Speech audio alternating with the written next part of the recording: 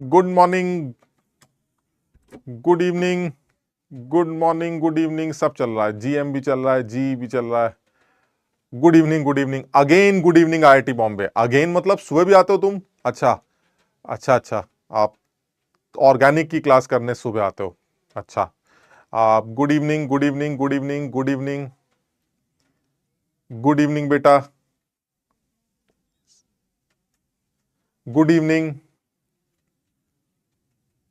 Good evening, good evening Aman, Archit good evening, Nancy, Abhinav good evening, Santosh, Payal, Nandini, Mansi, Harshit, Sudhanshu, Shreyansh, Abhishek, Vivek good evening बेटा, good evening Ayush, good evening Sneha, Ashutosh good evening.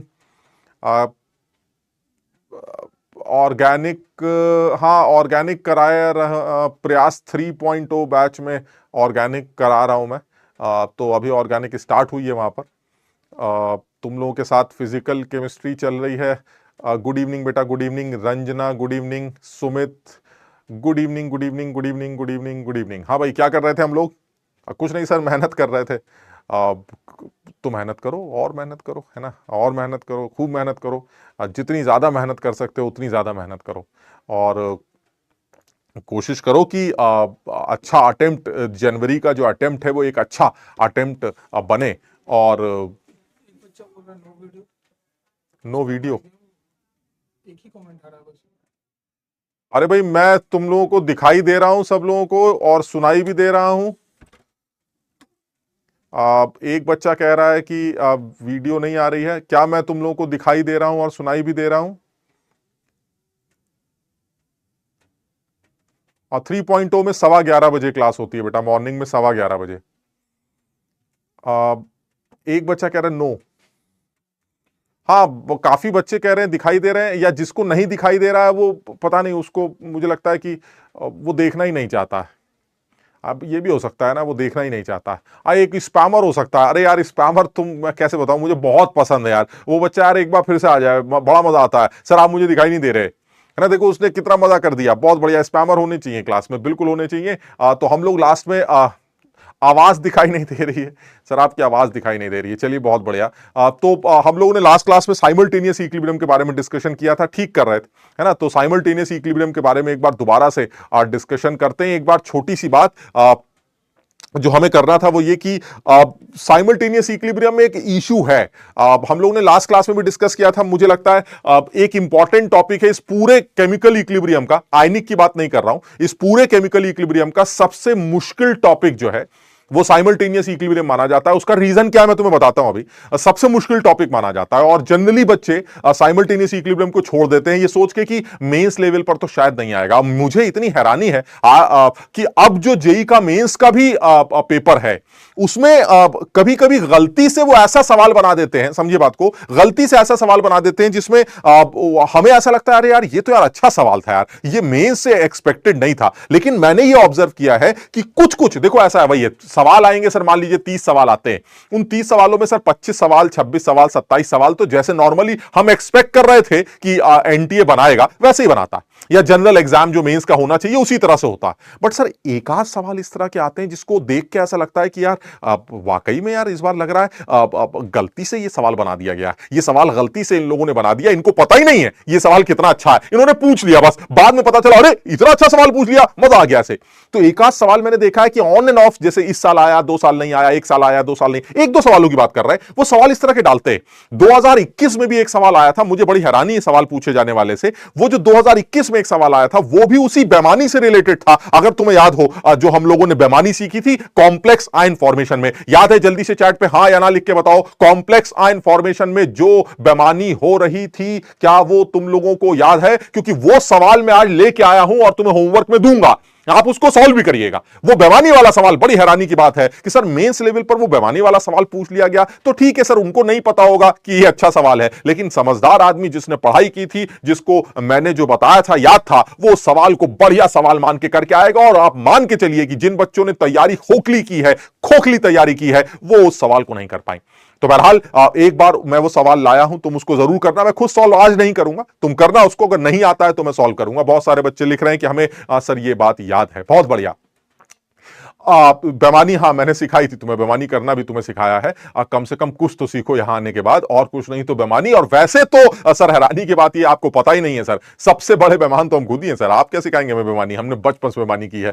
खैर, तो हम इस simultaneous equilibrium के बारे में बात कर रहे थे। तो इस साइमल्टेनियस इक्विलिब्रियम के बारे में जो डिस्कशन कर रहे थे वो ये, जैसे एक बार फिर से वो एग्जांपल लेता हूं जो हमने लोग लास्ट क्लास में लिया था, हेडिंग सिर्फ साइमल्टेनियस की डाल देते हैं। तो चलिए साइमल्टेनियस इक्विलिब्रियम की बात कर रहे थे। तो इस साइमल्टेनियस इक्विलिब्रियम में जो सबसे बड़ा इशू है, मैं तुम्हें उसका सबसे बड़ा इशू बताता हूं। सबसे बड़ा इशू यह है कि हम ये नहीं समझ पाते कि इक्विलिब्रियम के मोल्स लिखे कैसे जाते हैं। तो जिस बच्चे को इक्विलिब्रियम के मोल्स लिखने आते हैं, आप समझ लीजिए उसको साइमल्टेनियस इक्विलिब्रियम में टेंशन ही खत्म हो जाती है, क्योंकि सारा दर्द जो है वो देखो जनरली क्या कहा जाता है, सर हमें आता है साइमल्टेनियस इक्विलिब्रियम। क्या आता है आपको साइमल्टेनियस इक्विलिब्रियम में? सर साइमल्टेनियस इक्विलिब्रियम एक ऐसा इक्विलिब्रियम है जिसमें एक से ज्यादा इक्विलिब्रियम्स कंटेनर के अंदर एग्जिस्ट करेंगे, और इस तरह से एग्जिस्ट करेंगे कि अगर करेंगे तो सब करेंगे, और अगर डिस्टर्ब है तो सारे डिस्टर्ब है। ऐसा नहीं हो सकता सर डब्बे में 5 इक्विलिब्रियम बने हैं, एक इक्विलिब्रियम बन चुका है, दूसरा वाला इक्विलिब्रियम बनने वाला है। यह नहीं हो सकता सर, एक बन गया सब बन गए, एक छिड़ गया सब छिड़ गए। That is known as simultaneous. तो बस इतना ही आता है साइमल्टेनियस। हाँ सर, इसमें क्या मुश्किल है? आप कह रहे हैं सबसे मुश्किल टॉपिक है। मुश्किल ये नहीं है, मुश्किल ये है कि अगर उस साइमल्टेनियस इक्विलिब्रियम में जो स्पीशीज इन्वॉल्व हैं, अगर आप उनके मोल्स, कंसंट्रेशंस या प्रेशर्स लिखते हैं तो कैसे लिखे जाते हैं, यह ज्यादा बड़ा दर्द। समझिए बात को। जैसे मैंने कल एग्जांपल लिया था लास्ट क्लास में, मैं तुम्हें फिर से दिखाता हूं। हम लोगों ने जो एग्जांपल लिया था वो ये था, कैल्शियम कार्बोनेट को आपने कार्बन के साथ बर्तन में बंद कर दिया और धीरे से आपने एक पर्टिकुलर टेंपरेचर लेके आग लगा दी। बस अब क्या होगा? सर बड़ा आसान है सर, कैल्शियम कार्बोनेट डिकंपोज करना स्टार्ट कर देगा, यानी कैल्शियम कार्बोनेट का डिकंपोजिशन स्टार्ट होगा, और क्योंकि बर्तन बंद है तो सर CO2 वहीं पर इकट्ठी होती चली जाएगी। ये कैल्शियम कार्बोनेट के डिसोसिएशन का इक्विलिब्रियम बनना स्टार्ट होगा। लेकिन सर जैसे ही CO2 बननी स्टार्ट होगी, कार्बन कहेगा कहां जा रही हो, इधर आओ, हमसे भी रिएक्शन करनी पड़ेगी, क्योंकि हम तुम्हारे साथ रिएक्शन करके कार्बन मोनोऑक्साइड गैस बनाते हैं। यानी कंटेनर में ये 2 इक्विलिब्रियम्स बनना स्टार्ट हो जाएंगे। अब बात यह आती है, एक बनेगा तो दूसरा भी बनेगा, एक छिड़ेगा तो दूसरा भी छिड़ेगा। अब बात यह आती है कि सर इनके इक्विलिब्रियम के मोल्स कैसे लिखे जाएंगे, आपको यह डिसाइड करना है। अब देखो सब लोग इस बात को बहुत ध्यान से देखो, आप बहुत ध्यान से समझने की कोशिश करना। अगर मैं इनके इक्विलिब्रियम के मोल्स लिखता हूं तो कैसे लिखूंगा? इक्विलिब्रियम के मोल्स अगर मैं लिखना चाहता हूं, मान लीजिए इसके A मोल है और इसके बी, कार्बन के हमारे पास सवाल में B मोल दे रखे हैं। अब मैं अगर इक्विलिब्रियम के मोल्स लिखता हूं तो कैसे लिखते हैं? आ जाइए, A में से कुछ घटेगा सर। क्या घटेगा सर? जिस तरह से आप इक्विलिब्रियम लिखते थे, एक में से कुछ घटा, इधर कुछ बना और इधर भी कुछ बना। बिल्कुल सही किया आपने। लेकिन दिक्कत क्या है कि ये जो CO2 है और ये जो CO2 है, this is common, they both are common. ये दोनों CO2 कॉमन है। समझ लो बात को? ऐसा नहीं है कि एक CO2 कैल्शियम कार्बोनेट से वहां पड़ी हुई है और एक CO2 नीचे आके कार्बन से रिएक्ट कर रही है। ना ना ना ना सर, एक CO2 है, वो इधर भी इक्विलिब्रियम बना रही है और वो कार्बन के साथ भी इक्विलिब्रियम बना रही है। Sir this CO2 is common.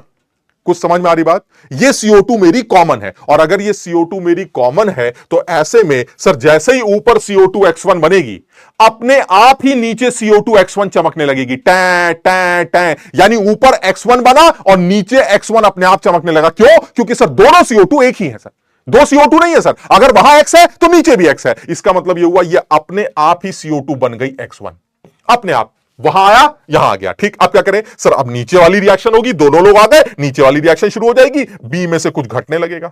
जब बी में से घटेगा तो CO2 भी घटेगी, CO2 घटेगी तो CO2 बनने लगेगा। क्लियर है? लेकिन जैसे ही नीचे Y1 घटा, समझना जरा, जैसे ही नीचे Y1 घटा तो ऊपर वाली CO2 और नीचे वाली CO2 तो कॉमन है, तो जैसे ही Y1 घटा, ऊपर अपने आप ही टैं टैं टैं Y1 घट जाएगा, फौरन Y1 घट जाएगा, क्योंकि सर CO2 तो कॉमन है, एक ही तो CO2 है, वो वहां भी इक्विलिब्रियम में इन्वॉल्व है, वो यहां पर भी इक्विलिब्रियम में इन्वॉल्व है। और जैसे ही CO2 उधर घटी तो ऊपर वाला इक्विलिब्रियम क्या बोलेगा? वाह CO2 को कम कर रहे हो, हम और बनाएंगे। यानी ये इक्विलिब्रियम फिर से आगे भागेगा और इसमें से फिर से कुछ घटेगा। जब इसमें से कुछ घटेगा तो यहां कुछ बनने लगेगा, यहां कुछ बनेगा तो यहां भी बनने लगेगा। जैसे ही ऊपर X2 जुड़ा तो क्योंकि नीचे वाली CO2 सेम है तो सर नीचे भी X2 जुड़ने लगेगा, टैं टैं टैं, यानी फौरन यहां पर X2 जुड़ जाएगा। X2 जुड़ा तो नीचे वाला इक्विलिब्रियम क्या बोलेगा, तुम और ले आए CO2, हम फिर से कंज्यूम करेंगे। ये फिर से कंज्यूम होने लगेगा, फिर कुछ घटेगा, फिर कुछ घटेगा और इधर कुछ बनने लगेगा 2y2। जैसे ही नीचे घटा, क्योंकि CO2 कॉमन है तो जैसे ही नीचे घटा ऊपर अपने आप ही टैं टैं टैं घटने लगेगा, ये फौरन घटकर y2 हो जाएगा। अब ऊपर वाला इक्विलिब्रियम क्या बोलेगा, ये क्या बात होती है, तुमने CO2 फिर कम कर दी, हम फिर बनाएंगे। ये फिर कम होने लगेगा, ये फिर बनने लगेगा, ये X3 हो गया, यहां भी बनने लगेगा और CO2 भी बनने लगेगी, ये X3 आ गया। जैसे ही ऊपर X3 बनी नीचे भी X3 आ गई, नीचे X3 आई तो नीचे वाला इक्विलिब्रियम क्या बोलेगा, तुम फिर ले आए, मैं फिर खाऊंगा। ये फिर खाने लगेगा, ये y3 घटेगा, यहां से y3 घटेगा और इधर y3 बनने लगेगा।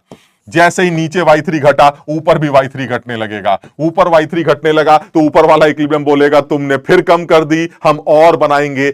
दिक्कत यह है सर, ऐसे तो ये चलता रहेगा, ये रुकेगा कब, ये रुकेगा तब जब सब कुछ होने हवाने के बाद ये पूरा सिस्टम इक्विलिब्रियम अटेन कर लेगा और इक्विलिब्रियम पर इस CO2 का जो पार्शियल प्रेशर है वो ऊपर वाले इक्विलिब्रियम के Kp के बराबर होना चाहिए, क्योंकि जो Kp1 होगा ऊपर वाले इक्विलिब्रियम का जो इक्विलिब्रियम कांस्टेंट होगा वो प्रेशर ऑफ CO2 होगा और नीचे वाले इक्विलिब्रियम का जो इक्विलिब्रियम कांस्टेंट होगा वो प्रेशर ऑफ CO का square divided by pressure of CO2 होगा। और मजे की बात यह है, ये वाला CO2 और ये वाला CO2 का प्रेशर वो सेम होगा, क्योंकि सर ये दो CO2 नहीं, ये एक ही CO2 है। समझिए बात को। अब दिक्कत नहीं, रिपीट की बात मत करो, अभी रुको जरा बात को, अभी बात पूरी हुई नहीं, अब जरा समझना। सर ये बताइए, ये खेला कब तक खेलेंगे, ऊपर घटा नीचे आ गया, नीचे घटा ऊपर आ गया, ऊपर घटा नीचे आ गया, नीचे घटा ऊपर आ गया, सर ये खेलेंगे कब तक, ये तब तक खेलेंगे जब तक दोनों सिस्टम इक्विलिब्रियम ना बना ले। तो जिस टाइम पर ये दोनों सिस्टम इक्विलिब्रियम बनाएंगे इन सब लोगों के मोल्स जो है वो कांस्टेंट हो जाएंगे। लेकिन वो कब होगा सर, वो कैसे होगा, उसके लिए यही है कि सर CO2 धीरे धीरे धीरे धीरे CO2 की जो वैल्यू है उसका प्रेशर इतना हो जाएगा कि वो ऊपर वाले इक्विलिब्रियम के इक्विलिब्रियम कांस्टेंट के बराबर पहुंच जाएगा। यानी जिस टाइम पर CO2 का प्रेशर Kp1 के बराबर हो जाएगा उस टाइम पर ऊपर वाला इक्विलिब्रियम मेंटेन हो जाएगा, और जिस टाइम पर ऊपर वाला इक्विलिब्रियम मेंटेन होगा उस टाइम पर नीचे वाला इक्विलिब्रियम भी मेंटेन हो जाएगा, बिकॉज दिस इज साइमल्टेनियस। तो सर इसका मतलब यह हुआ कि कभी ना कभी ये इक्विलिब्रियम बन सकता है, बिल्कुल सही। अगर कैल्शियम कार्बोनेट का अमाउंट आपने कम लिया तो अब फिर तो बात ही खत्म हो गई। सर सारा का सारा कैल्शियम कार्बोनेट अगर डिकंपोज करके भी इतनी CO2 पैदा ना कर पाया जिससे Kp के बराबर उसका प्रेशर आ पाए तो सर ऊपर वाला इक्विलिब्रियम कभी बनेगा ही नहीं, बात खत्म हो गई। यानी कभी ना कभी अगर ये इक्विलिब्रियम साइमल्टेनियस है तो उस टाइम पर सर ये घटते जुड़ते एक टाइम ऐसा आएगा जब ये इक्विलिब्रियम अटेन करेंगे, और जिस टाइम पर ये इक्विलिब्रियम अटेन करेंगे उस टाइम पर ये सारी घटी हुई वैल्यू को मैं x मान लूंगा, ये सारी बनी हुई वैल्यू को मैं x मान लूंगा, और x1 x2 x3 x4 को x मान लूंगा, और y1 y2 y3 y4 को y मान लूंगा। So this will be x minus y। Similarly ये सारे मिलकर y बन जाएंगे, this is b minus y, और ये सारे मिलके x माइनस y बन जाएंगे, और ये सारे मिलके 2y बन जाएंगे।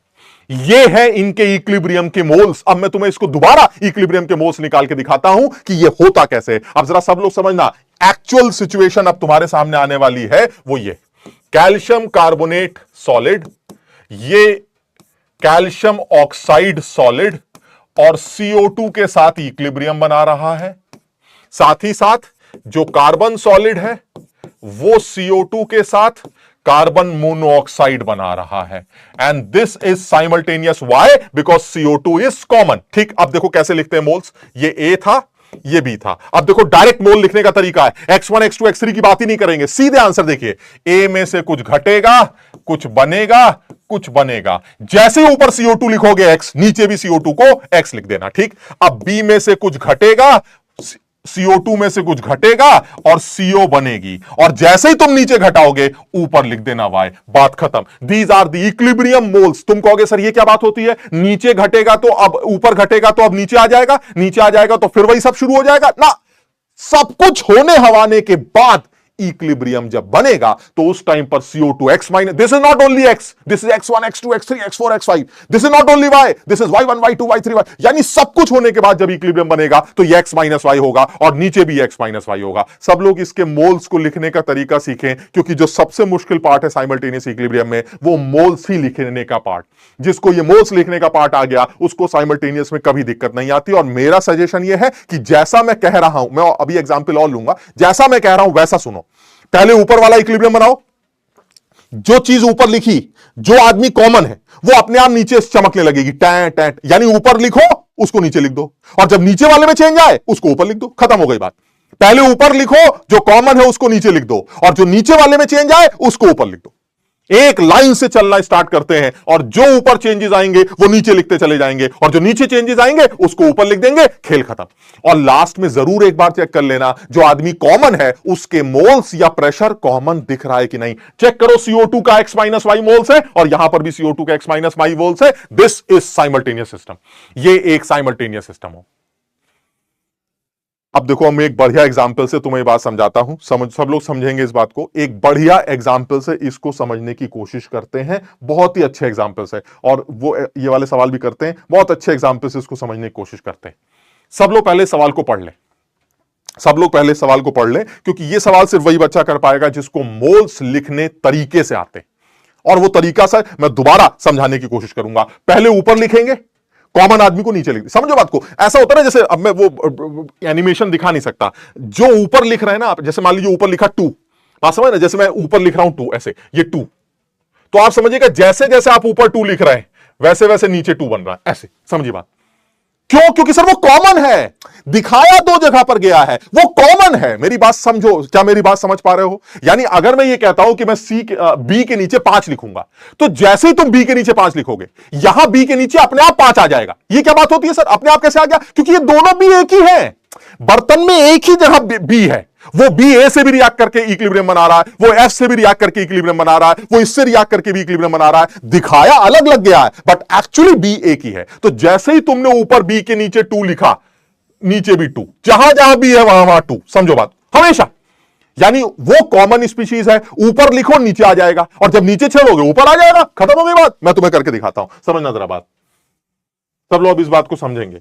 सवाल में देखिए क्या कह रहा है, वो कह रहा है कि 3 रिएक्शंस हैं, ये आपके पास 3 रिएक्शंस हैं, दे आर साइमल्टेनियस। ठीक, बताने की क्या जरूरत थी, है ही साइमल्टेनियस। कैसे सर? ऊपर वाला इक्विलिब्रियम मान लीजिए छेड़ेंगे, तो जब आप ऊपर वाला इक्विलिब्रियम छेड़ेंगे तो ए डिस्टर्ब हो जाएगा, बी डिस्टर्ब हो जाएगा, सी डिस्टर्ब हो जाएगा। तो सर ए बी सी में अगर ए बी सी डिस्टर्ब हो गए तो बी भी डिस्टर्ब हो गया, ये तो कॉमन है, तो सब सारे इक्विलिब्रियम डिस्टर्ब हो जाएंगे। ठीक, सो दिस इज साइमल्टेनियस। आप क्या करें, अब वो कह रहा है कि भाई ये बताइए, अब moles of C E and F, C E और एफ के इक्विलिब्रियम मोल्स दे रखे हैं 3 to 4, चलिए बाद में देखेंगे। कैलकुलेट केसी वैल्यूज, इनिशियली क्या दे रखा है, ए बी डी की वैल्यू 882 है इनिशियली, तो चलिए इनिशियल लिखते हैं। ए की वैल्यू 882 है इनिशियली, 882 है, ऐसे लिखते हैं, दिस इज 8, ए की वैल्यू 8। अब तुम बताना जरा, अगर मैंने यहां 8 लिखा है तो क्या इस ए के नीचे 8 नहीं लिखूंगा? क्या ये अलग है ना? सर वही है, इसका मतलब ये हुआ ये भी 8। बी की वैल्यू कितनी है? 8, बी के नीचे 8 लिखते हैं। तो अगर यहां 8 लिखा है तो सर आपको यहां भी 8 लिखना पड़ेगा, यहां भी 8 लिखना पड़ेगा, बिकॉज बी इज कॉमन। और डी के नीचे भी 2 लिखते हैं। डी क्या है? ये डी, और कहीं डी है और कहीं डी नहीं। चलिए सर, ये मेरे इनिशियल मोल्स, क्लियर है यहां तक? ये मेरे इनिशियल मोल्स। अब एक एक करके बात करते हैं। सर ऊपर वाली रिएक्शन से स्टार्ट करेंगे, जो ऊपर चेंजेस आएंगे वो नीचे टैं टैं टैं करने लगेंगे, और जो नीचे चेंजेस आएंगे वो ऊपर टैं टैं टैं करने लगेंगे। बात समझे मेरी? चलिए चेक करते हैं, धीरे से घटाना शुरू करते हैं। कैसे घटाते थे बताइए फर्स्ट इक्विलिब्रियम से? सर इसमें से कुछ घटेगा, इसमें से कुछ घटेगा, समझे बात को? अगर यहां x घटा है तो रेशो के हिसाब से, स्टोइकोमेट्रिक कोफिशिएंट के हिसाब से यहां 2x घटेगा, और यहां सर कुछ बनेगा, बिल्कुल सही। लेकिन सर जैसे ही आपने 8 माइनस एक्स किया, अपने आप इस a के नीचे 8 माइनस एक्स आ जाएगा। हम नहीं कर रहे, वो टैं टैं टैं अपने आप हो रहा है, क्योंकि ये एक कॉमन है सर। और जैसे ही b के नीचे आपने 8 माइनस 2x लिखा, हर b के नीचे 8 माइनस 2x आ जाएगा, सोचने की जरूरत ही नहीं। क्लियर है? यहां तक समझ में आया? अब आते हैं सेकंड इक्विलिब्रियम पर। पहला इक्विलिब्रियम बना दिया, अब आते हैं सेकंड पे। सर इसमें से भी कुछ घटेगा, ये लीजिए कुछ घटा देते हैं, इसमें से कुछ घटेगा, ये लीजिए घटा देते हैं, और इसमें कुछ बनेगा, ये लीजिए बना देते हैं। लेकिन सर जैसे ही आपने बी के नीचे वाई घटाया, हर बी के नीचे वाई अपने आप घट जाएगा। सर यहां वाई अपने आप घट जाएगा, वाई अपने आप घट जाएगा। मैं नहीं घटा रहा हूं सर, ये तो होना ही है क्योंकि ये कॉमन है। क्लियर है? अच्छा, अब आते हैं तीसरे इक्विलिब्रियम पर। तीसरा इक्विलिब्रियम बनाएंगे तो सर यहां z घट जाएगा। जब यहां z3 है तो 3z घटा देते हैं, ये सर यहां 2z घट जाएगा, और ये बन कितना जाएगा? सर ये 4z बन जाएगा। लेकिन जैसे ही b के नीचे 3z घटा, हर b के नीचे 3z घट जाएगा, अपने आप ये 3z घट गया, यहां पर भी ये 3z घट गया, और जैसे ही a के नीचे आपने 2z घटाया, हर a के नीचे 2z घट जाएगा, सर यहां 2z घट जाएगा। बताओ मेरी बात समझे? अब एक बार चेक कर लो क्या कॉमन आदमी कॉमन दिखाई देता है कि नहीं, और अगर दिखता है तो ठीक, नहीं दिखता स्टोशियोमेट्री से कोई फर्क नहीं पड़ेगा बेटा। विकल्प प्रताप यादव, स्टोशियोमेट्री से कोई फर्क नहीं पड़ रहा है। जो मोल्स है वो मोल्स है, जब वो रिएक्ट करेंगे तब उसकी स्टोशियोमेट्री काम आएगी। इनिशियल मोल्स के बाद x कहां से लाए सर? कितनी गंदी तुमने जानलेवा बात की है। अरे तुम इक्विलिब्रियम में ऐसे नहीं लिखते थे t इज इक्वल टू 0 पर 2 2 4 और फिर 2 माइनस एक्स 4 प्लस एक्स। अरे जैसे इक्विलिब्रियम बनाते वक्त कुछ घटाते और कुछ जोड़ते हैं, वही कर रहे हैं। ये इनिशियल 8 था, ये 8 था, 8 minus x 8 minus 2x 3x, ऐसे तो लिखते थे। और जैसे ही ए के नीचे चेंजेस आए, फौरन हर ए के नीचे चेंज कर दिया। सब लोग समझने की कोशिश करो भाई। मैं एक बार दोबारा लिखूंगा, एक बार मैं फिर से दोबारा लिखने की कोशिश कर रहा हूं।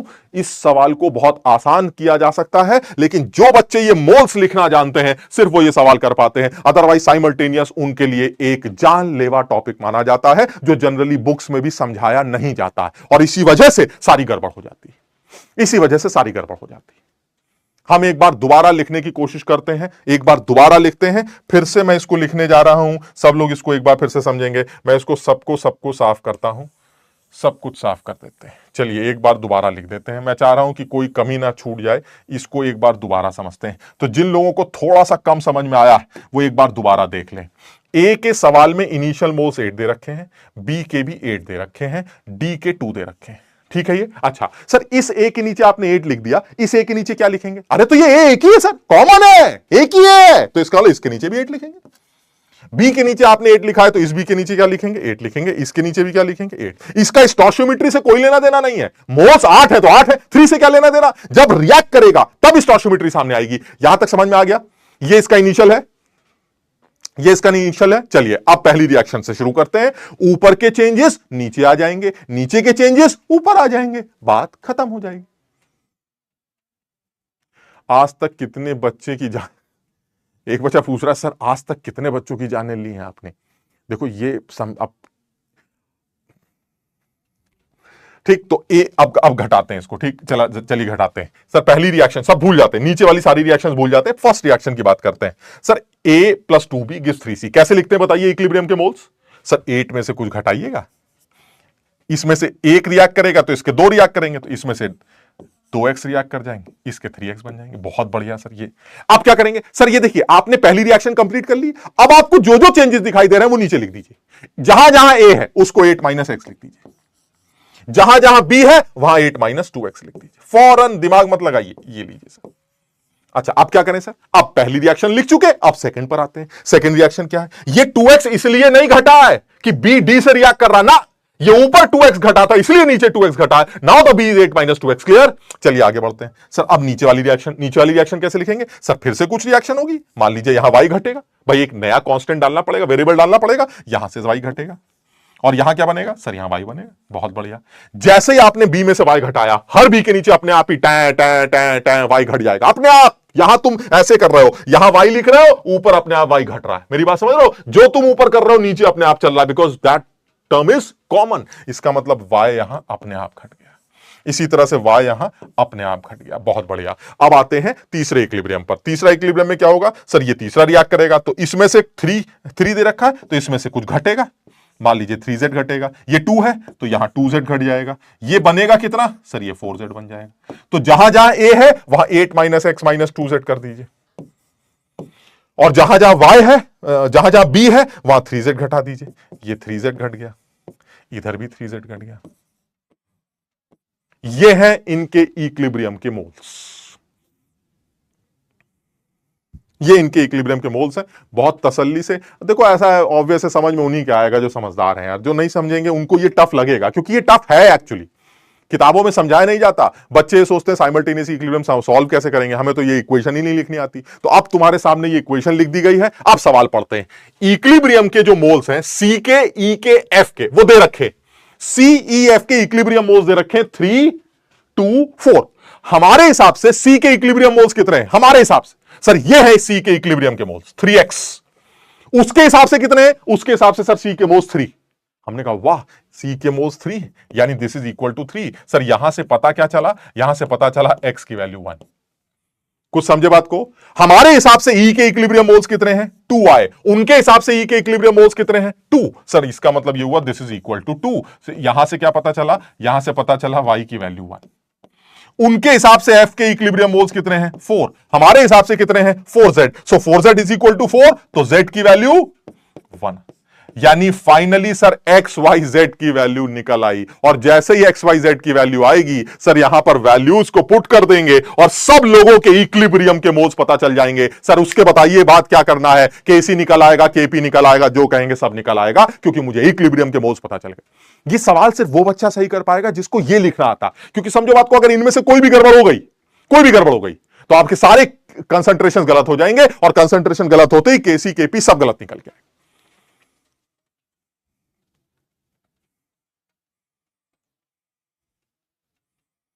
टफ एक्चुअली सिर्फ इतना है कि बच्चों को ये मोल्स लिखने नहीं आते, उनको ये टर्म्स लिखने नहीं आते। अब मेरा सजेशन क्या है कि जैसा मैं कह रहा हूं वैसा समझना बात को। ऊपर लिख दो, फर्स्ट इक्विलिब्रियम से स्टार्ट करो, फर्स्ट से स्टार्ट करते हैं, जो जैसे करते हैं लिख दिया। उसके बाद जो कॉमन आदमी है उसको अपने आप चेंज करके लिख दिया। सिर्फ फर्स्ट इक्विलिब्रियम छेड़ा और उसको अपने आप चेंज करके लिख दिया। अब सेकंड पे आते हैं। सेकंड में जो जो चेंजेस किए उनको ऊपर लिख दिया, नीचे लिख दिया, जहां जहां कॉमन है। फिर उसके बाद थर्ड में आ गए, फिर फोर्थ में आ गए, फिर फिफ्थ में आ गए। बस लास्ट में जरूर ये चेक कर लेना कि जो कॉमन आदमी है वो कॉमन दिखना चाहिए। कहीं ऐसा ना हो ऊपर बी जो है 8 - 2x है, नीचे 8 - 2x - z है, सब सड़ जाएगा। पहले कॉमन चेक कर लो। ए के नीचे जो लिखा है और इस ए के नीचे जो लिखा है वो कॉमन होना चाहिए। बी के नीचे जो लिखा है, बी के नीचे जो लिखा है, बी के नीचे जो लिखा है वो कॉमन होना चाहिए सेम। क्योंकि सर ये 2 बी नहीं, ये एक ही बी है सर, जो इधर भी इक्विलिब्रियम बना रहा है, उधर भी इक्विलिब्रियम बना रहा है, उधर भी इक्विलिब्रियम बना रहा है। समझिए, इस तरह से करके आप इन सारे लोगों की कॉन्सेंट्रेशंस निकाल सकते हैं। और जब इन सारे लोगों की कॉन्सेंट्रेशंस पता चल जाए तो आप इनके केसी केपी वैल्यूज कैलकुलेट कर सकते हैं।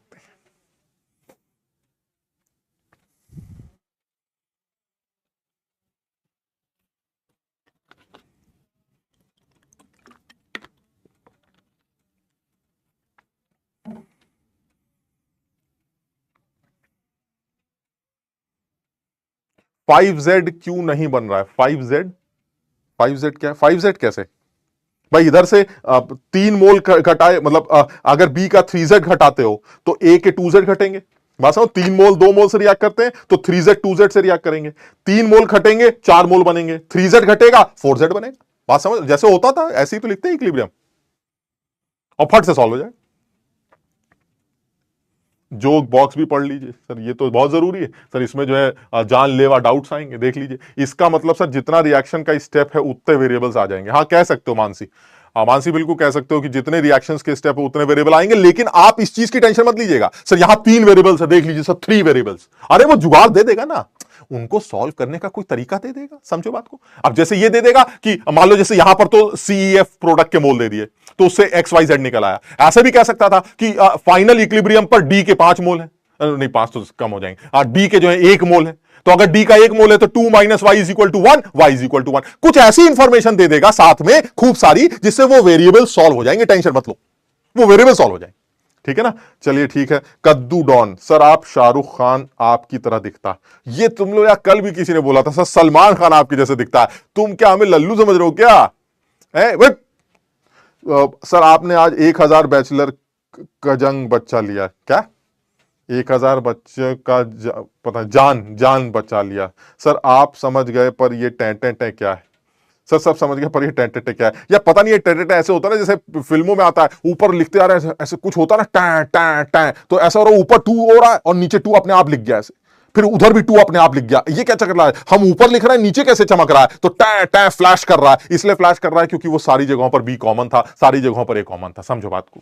रीसेंट डाउट्स ही देख रहे हैं भैया। सर मुझे पूरा समझ में आ गया, बहुत शुक्रिया सर। पता नहीं क्यों रोने का मन हो रहा है, रो नहीं सकता। शाश्वत रो लो बेटा, मन हल्का हो जाए। लेकिन अगर ये टॉपिक समझ में नहीं आया है तो बिल्कुल परेशान मत होना। मेंस लेवल पर इस पर सवाल सिंपल फॉर्म में आ सकता है, लेकिन आ तो सकता है। जो लेवल चल रहा है, बहुत ज्यादा उम्मीद है कि इस टॉपिक पर तुम्हें मेंस लेवल पर सवाल जरूर मिलेगा, लेकिन वो इतना मुश्किल नहीं मिलेगा, इतना इतना ज्यादा कैलकुलेशंस वाले नहीं मिलेंगे। कैलकुलेशन मतलब ये 3 स्टेप्स, मुझे डाउट है यार, मुझे डाउट है इतने पढ़े लिखे बच्चे मेंस की तैयारी नहीं कर रहे हैं। समझ रहे हो बात को, वो 1-2 बार बना ले, बहुत बड़ी बात। चलिए ठीक है सर, मोल कैसे कंपेयर किए हैं पता नहीं इस बार। मोल किसके कंपेयर करने, वो मोल्स कंपेयर करने के लिए तरीका दे रखा था ना सर। मोल्स इस तरह से कंपेयर, ये कैसे हिलता यार, इसको इधर करते हैं। मोल्स ऐसे कंपेयर किए हैं कि मेरे हिसाब से सी के कितने मोल है 3x, और उसके हिसाब से इक्विलिब्रियम पर सी के कितने मोल बने 3। तो इसका मतलब युवा मेरे हिसाब से 3x है, उसके हिसाब से 3 है, तो 3x is equal to 3, x की वैल्यू 1 आ गई। तो हमने इक्विलिब्रियम के मोल्स देख रखे हैं, उसने CEF इक्विलिब्रियम के मोल्स दे रखे हैं, फट से सॉल्व हो जाएगा। समझ रहे बात को यार, ये बड़ा मुश्किल काम, समझो। ये जो कभी कभी खत्म नहीं होगी फिर सर, ये नहीं लक्ष्य खत्म होगी। मैंने बताया था ना, जैसे जैसे CO2 बनी नीचे गई, बनी नीचे गई, बनी नीचे गई, धीरे धीरे ऊपर वाली CO2 का प्रेशर ना धीरे धीरे बढ़ रहा, धीरे धीरे बढ़ता जा रहा। एक टाइम ऐसा आएगा जब ऊपर से आवाज आएगी 1.8 ATM, बस करो, बन गया इक्विलिब्रियम।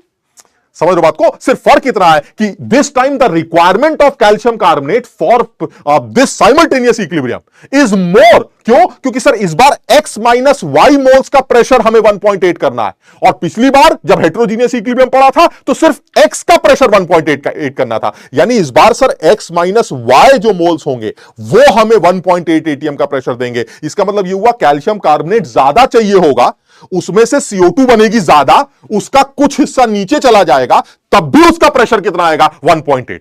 तो इस बार मुझे कैल्शियम कार्बोनेट की रिक्वायरमेंट ज्यादा चाहिए क्योंकि CO2 बनकर रिएक्ट भी कर रही है। बस इतना फर्क।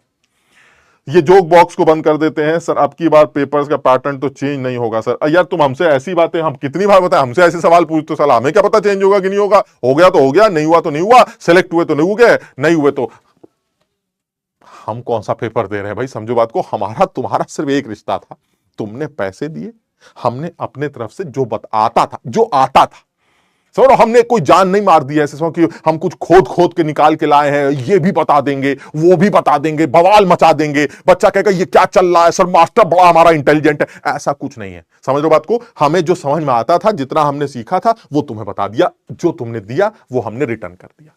बाकी रिश्तेदारी तो हमारी तुम्हारी कोई है नहीं। सेलेक्ट हो गए तो हमें तो पैसे दोगे नहीं, सेलेक्ट हो गए तो तुम खुश, तुम्हारे मां बाप खुश, थोड़ी सी दुआएं दे देना।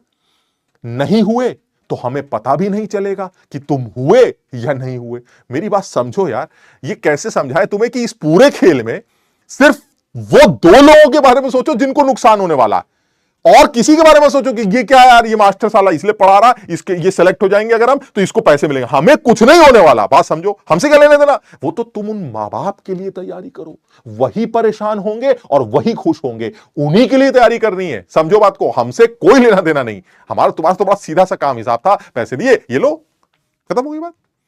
समझ में आ रहा है बात। एक आदमी कह रहे इतना सच मत बोलो, हम सच नहीं बोल रहे, हम तुम्हें एक्चुअली फैक्ट बता रहे हैं। कुछ ऐसा कुछ हमारा बहुत सीधा सा है यार, तुम सेलेक्ट हो जाओगे, हमें थोड़ी ना कुछ दोगे।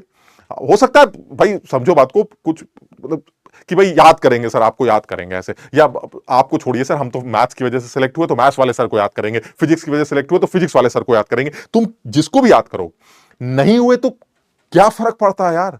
जिसको फर्क पड़ता है उनके लिए तैयारी करनी है। समझो बात को, फर्क उनको पड़ता है जो तुम्हारे साथ रह रहे हैं, फर्क उनको पड़ता है क्योंकि सपने उनके थे, हमने नहीं देखे थे। यार काश वो सेलेक्ट हो जाएगी, अरे भाई हमें क्या लेना देना, अरे हम अपने बच्चों के बारे में सोचेंगे। समझ रहे हो मेरी बात को। तो इसलिए सब लोग कोशिश करो, जम के मेहनत करो, और उन्हीं लोगों के लिए मेहनत करो। हमारा तो यही काम था, समझ रहे बात को, हमारा यही काम था, हम यही कोशिश करके कर रहे हैं, और कोशिश करेंगे, और ज्यादा कोशिश करेंगे। लेकिन ठीक, सही बात है, जिसने आंसर निकाला है बिल्कुल सही निकाला है। मैं इसके आंसर अगली क्लास में लिख के भी दे दूंगा तुम्हें, लेकिन ये कि कर लेना है ना, इस सवाल को भी फाइनली सॉल्व कर लेना, क्योंकि मुझे जब XYZ की वैल्यू पता चल जाएंगी तो इन सब लोगों के इक्विलिब्रियम के मोल्स पता चल जाएंगे, और जैसे ही मोल्स पता चलेंगे KC KP आसानी से लिखा जा सकता है। ठीक है ये। हाँ, 27/20 भी एक आंसर आता है। ठीक, बिल्कुल सही। अब सही है बिल्कुल। भावना बिल्कुल सही आंसर तुमने दिया, शाबाश। बहुत बढ़िया, बिल्कुल सही।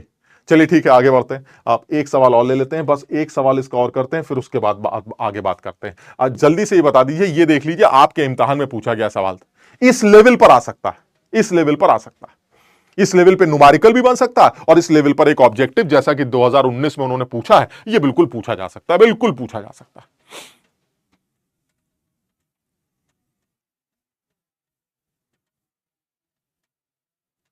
अब देख लीजिए क्या करना है। सर देखिए, सबसे पहले तो ये बताइए, क्या ये साइमल्टेनियस, क्या ये साइमल्टेनियस इक्विलिब्रियम? अरे सर कैसी बातें कर रहे हैं, बिल्कुल साइमल्टेनियस इक्विलिब्रियम है। देख लीजिए आप, इधर भी सी है, इधर भी सी है, कॉमन है सर। ऐसा थोड़ा है ऊपर वाला इक्विलिब्रियम बन गया, नीचे वाला बनने वाला। क्या बदतमीजी है सर। ए सॉलिड डिकंपोज करके बी और सी गैस बनाता है, और डी सॉलिड डिकंपोज करके भी सी और ई गैस बनाता है। सिंस सी इज कॉमन, सो पक्का सर दिस इज साइमल्टेनियस, ये पक्का साइमल्टेनियस। तो इसका मतलब ये हुआ कि सर अगर मैं सही से समझ रहा हूं, तो एक ए सॉलिड ये डिकंपोज करके दो गैसेस बना रहा है, एक बी गैस बना रहा है और एक सी गैस बना रहा है। दूसरा जो सॉलिड है मेरा, वो है डी सॉलिड, ये डिकंपोज कर रहा है एक कंटेनर में, और ये सी गैस बना रहा है और साथ ही साथ ई गैस बना रहा है। चलिए ठीक, बहुत बढ़िया। अब क्या करना है सर, केपी की वैल्यू दे रखी है, ऊपर वाला जो केपी है दैट इज KP1, वो हमें दे रखा है x, और जो नीचे वाला केपी है वो हमें दे रखा है y। चलिए ठीक, अब क्या करें सर, वो जानना चाहता है the total pressure when both the solids dissociate simultaneously, यानी अगर ये दोनों सॉलिड्स एक साथ टूटेंगे तो टोटल प्रेशर बर्तन का क्या होगा। अब आप खुद सोचिए, इसका प्रेशर, इसका प्रेशर, इसका प्रेशर और इसका प्रेशर इक्विलिब्रियम पर जोड़ा जाएगा, तभी टोटल प्रेशर आएगा। समझ में आ रहा है? लेकिन तुम समझो मेरी बात को, गलती मत करना। अब देखना जरा, इक्विलिब्रियम पर केपी कैसे लिखते थे, प्रेशर्स के फॉर्म में। तो एक काम करते हैं, इसके टूटने से जो प्रेशर तैयार हो रहा है वो प्रेशर ले लेते हैं बी का P1, तो सी का भी P1 होगा। क्लियर है? अब तुम बताओ क्या करेंगे सर, अगर आपने इसका प्रेशर P1 लिखा और ये सी कॉमन है, तो नीचे अपने आप ही टैं टैं टैं P1 आ जाएगा कि नहीं? इसलिए नहीं कि ये टूट रहा है, इसलिए कि ऊपर वाला टूटा, उसकी वजह से सी का प्रेशर अगर P1 आया, तो नीचे भी सी अपने आप P1 हो जाएगा। अब नीचे वाले को तोड़ते हैं, जब नीचे वाले को तोड़ोगे तो उसकी वजह से सी का प्रेशर और बढ़ जाएगा, P2 हो जाएगा, तो सर यहां भी P2 हो जाएगा। अब जब नीचे P2 हुआ तो सी अपने आप ऊपर क्या हो जाएगा, P2। कुछ समझ भी रहे हो?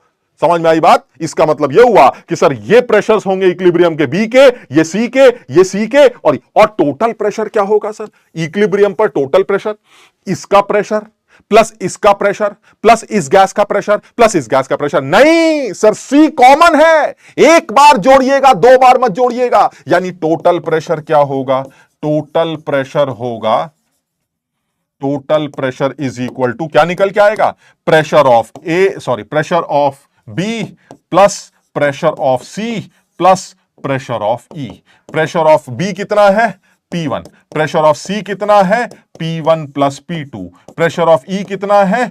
P2। So that is twice of P1 plus P2। ये टोटल प्रेशर, ये मेरा फाइनल आंसर। P1 की वैल्यू क्या है वो आप देख सकते हैं, P2 की वैल्यू क्या है वो आप देख सकते हैं। साफ दिखाई देता है जो P1 की वैल्यू आएगी, वो कह रहा है ना कि हमें इंडिविजुअल इक्विलिब्रियम्स के केपी वैल्यूज दे रखे हैं।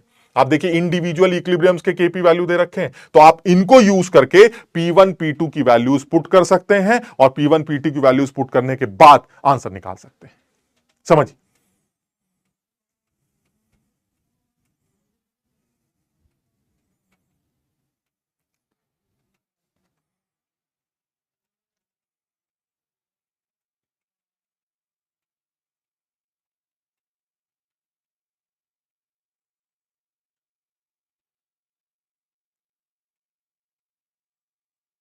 कुछ समझ पा रहे हो?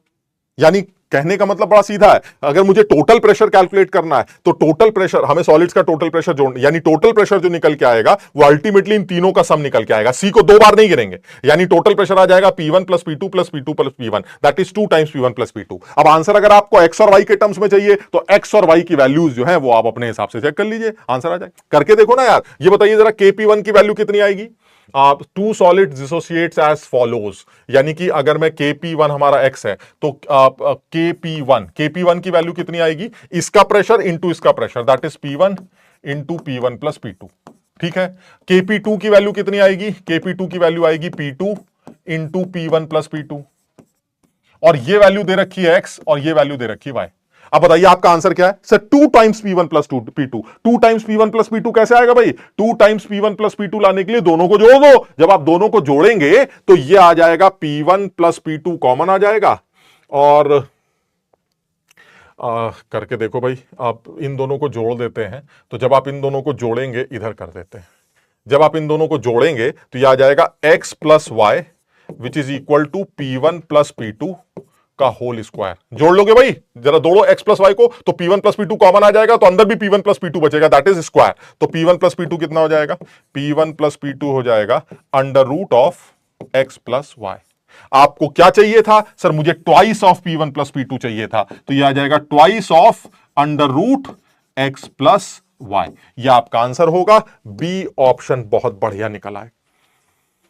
अच्छा सवाल, आप सोचिए, मतलब अब ये मैं नहीं कह रहा हूं, ये सवाल इस पेपर में आया है। अब आप बता दीजिए ये सवाल कौन कर पाएगा सर, सिर्फ वो बच्चा कर पाएगा जिसको साइमल्टेनियस का आइडिया। क्यों, क्योंकि सर इस तरह से एक्सप्रेशन लिखना ये वही बच्चा जानता है। कैसे सर, सबसे पहले ए सॉलिड को तोड़ा तो P1 बना दिया, जैसे सी को P1 बनाया, नीचे अपने आप ही सी के नीचे टैं टैं टैं P1 आ गया। फिर डी को तोड़ा तो इसको P2 और दे दिया, जब इसको P2 दिया तो इसके पास भी P2 आ गया, जैसे ही नीचे P2 आया ऊपर भी P2 आ गया। तो इसका मतलब ये हुआ सर, इक्विलिब्रियम के पार्शियल प्रेशर्स हो गए P1 plus P2, P1 plus P2 and P2। आपको टोटल प्रेशर चाहिए, टोटल प्रेशर इन तीनों के प्रेशर्स को जोड़ दीजिए, ये आ जाए। So answer will be twice of P1 plus P2। अब P1 P2 की वैल्यू कैसे निकालेंगे, twice of P1 plus P2 की वैल्यू कैसे निकालेंगे सर, ऊपर वाला इक्विलिब्रियम को लिखा P1 into P1 plus P2, देख रहे हो P1 into P1 plus P2, और नीचे वाला equilibrium P2 into P1 plus P2, दोनों की वैल्यू दे रखी है, खट से सर x और y की वैल्यू सर पुट कर दी, आंसर आ गया।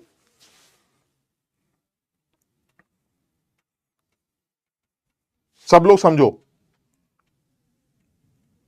सर केसी की वैल्यूज तो रिएक्शन से सेम आएंगी प्रीवियस क्वेश्चन में, नहीं केसी की वैल्यू सारी सेम नहीं आएंगी यार, एक 27/20 आएगी, एक 32/20 ऐसे कुछ आएगी। मैं अगली क्लास में वैल्यूज लिख के बताऊंगा, बहुत सारे बच्चों ने आंसर बताया था। सर ये टोटल प्रेशर वाला टर्म समझ नहीं आया, टोटल प्रेशर वाला टर्म ठीक है, टोटल प्रेशर वाला टर्म समझ में नहीं आया। 3z प्लस 2z 5z क्यों नहीं है, x प्लस 2x 3x क्यों नहीं। मोनीश कैसी बातें कर रहे हो यार, ये कौन से इक्विलिब्रियम की बात कर रहे हो, इधर से x घटा, इधर से 2x घटा, तो इसका मतलब ये थोड़ा ना 3x बना, इसका एक मोल उसके 2 मोल बनाता है, तो अगर इधर से x घटेगा तो इधर 2x बनेगा। बात समझ रहे हो, जोड़ के थोड़ी ना तैयार होता है, मोल थोड़ा जुड़ जाते हैं। मैं क्लियर है सर, सिलेक्शन होगा ये नहीं होगा पता, लेकिन पीडब्ल्यू को कभी नहीं भूल पाएंगे। ओके सर, स्टोशियोमेट्री क्यों नहीं लिया वाई, और रिया हाँ आंसर रिया यही आएगा, आंसर बिल्कुल सही है। एक बार आप रिया चेक करना सर, कभी कभी आप मेंस की धगी उड़ा देते हैं, कभी कभी उसको अप्रिशिएट करते हैं, चक्कर क्या है, चक्कर पता नहीं क्या है। भाई मुझे जो सवाल अच्छा लगता है वो अच्छा लगता है। मुझे बहुत ज्यादा खुशी है कि मेंस लेवल पर ये सवाल पूछा जा रहा है, या इस लेवल पर सवाल पूछा जा रहा है। बहुत ज्यादा उम्मीद है अगर वो साइमल्टेनियस इक्विलिब्रियम में यहां तक पहुंचे हैं तो वो साइमल्टेनियस इक्विलिब्रियम में कुछ और भी पूछ सकते हैं। तो इसलिए लिखना आना चाहिए। सबसे अच्छा इसमें पार्ट क्या है कि आपको यह लिखना आना चाहिए, ये P1 है प्रेशर तो ये भी P1 होगा, ऊपर P1 तो नीचे P1, फिर नीचे वाला टूटेगा तो P2 और आ जाएगा, P2 यहां आया तो P2 यहां भी आया। क्यों, क्योंकि सर इसका एक मोल बनता है तो इसका भी एक मोल बनता है, तो अगर इसका P2 बनता है तो इसका भी P2 बनेगा। तो सर इसका प्रेशर P1 प्लस P2 हो गया, इसका भी P1 प्लस P2 हो गया, ये कॉमन हो गया। अब आप बताइए आंसर क्या है sir, total pressure. Total pressure क्या है, दिस प्लस दिस, 2 बार मत गिनना क्योंकि C कॉमन है, तो this plus this plus this, that is 2 times P1। This is my answer. लेकिन आंसर हमें एक्स वाई के टर्म में चाहिए, तो P1 प्लस P2 की वैल्यू एक्स और वाई के टर्म्स में निकाल लेते हैं। Kp वैल्यू कितनी है पहले वाले की, एक्स। कैसे लिखते हैं Kp, pressure of B into pressure of C। Pressure of B कितना है P1, प्रेशर ऑफ C कितना है P1 प्लस P2। ये हो गया पहला इक्वेशन। दूसरा इक्वेशन क्या आ गया, P2 into P1 plus P2 is equal to Y. अब आप खुद सॉल्व कर लीजिए, मैं इसके बाद सॉल्व नहीं कर रहा हूं। इस एक्सप्रेशन को यूज करके P1 प्लस P2 की वैल्यू निकालिए। मैंने क्या बताया आपको, दोनों को जोड़ दो। जब आप दोनों को जोड़ेंगे तो P1 प्लस P2 का स्क्वायर एक्स प्लस वाई के बराबर आ जाएगा, उससे P1 प्लस P2 आ जाएगा, और वो P1 प्लस P2 यहां पुट कर देना, आंसर आ जाएगा।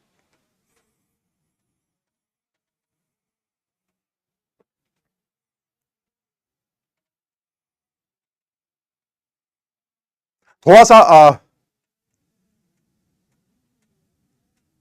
आप थोड़ा सा मुश्किल है, मतलब थोड़ा सा मुश्किल है। अब मैं पहले ही बोल चुका हूं साइमल्टेनियस इक्विलिब्रियम सबसे मुश्किल पोर्शन माना जाता है, तो इसमें देखो मेरी कोई गलती नहीं है, बट ये सीख वो बच्चा पाएगा जो खुद से करेगा।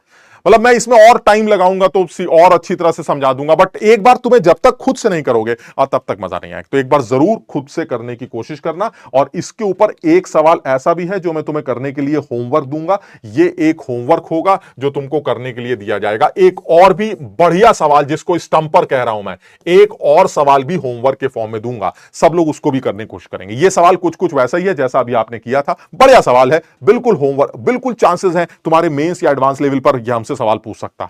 एक और सवाल होगा जो मैं तुम्हें होमवर्क के फॉर्म में दूंगा साइमल्टेनियस इक्विलिब्रियम का, वो मैं तुम्हें करके दूंगा, अभी अभी अभी दे दूंगा। नेक्स्ट पॉइंट पर आते हैं। नेक्स्ट पॉइंट जो है इस टॉपिक का वो है ली चार्टले प्रिंसिपल। अब फिर वही देखो, अब मेरा अपना तरीका है। ली चार्टले प्रिंसिपल जो है वो एक ऐसा प्रिंसिपल है जो ये कहता है कि जब कभी भी आप इक्विलिब्रियम के साथ किसी भी तरह की कोई छेड़खानी करेंगे तो वो इक्विलिब्रियम फौरन पलटकर उस छेड़खानी का अपोज करेगा। यानी अगर आप ये कहते हैं कि मैं ऐसा करके तुम्हें छेड़ूंगा, और तुम सब जानते हो इक्विलिब्रियम को छेड़ने का मतलब ये नहीं होता कि ऐसे गए और ऐसे छेड़ दिया, ऐसे ना।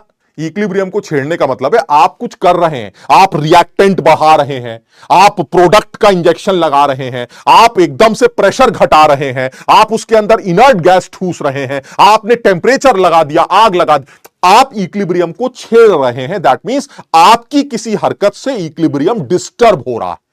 साहब का कहना यह है कि अगर आपने किसी भी हरकत की वजह से इक्विलिब्रियम को डिस्टर्ब करने की कोशिश की तो वो इक्विलिब्रियम उस हरकत का अपोज करेगा।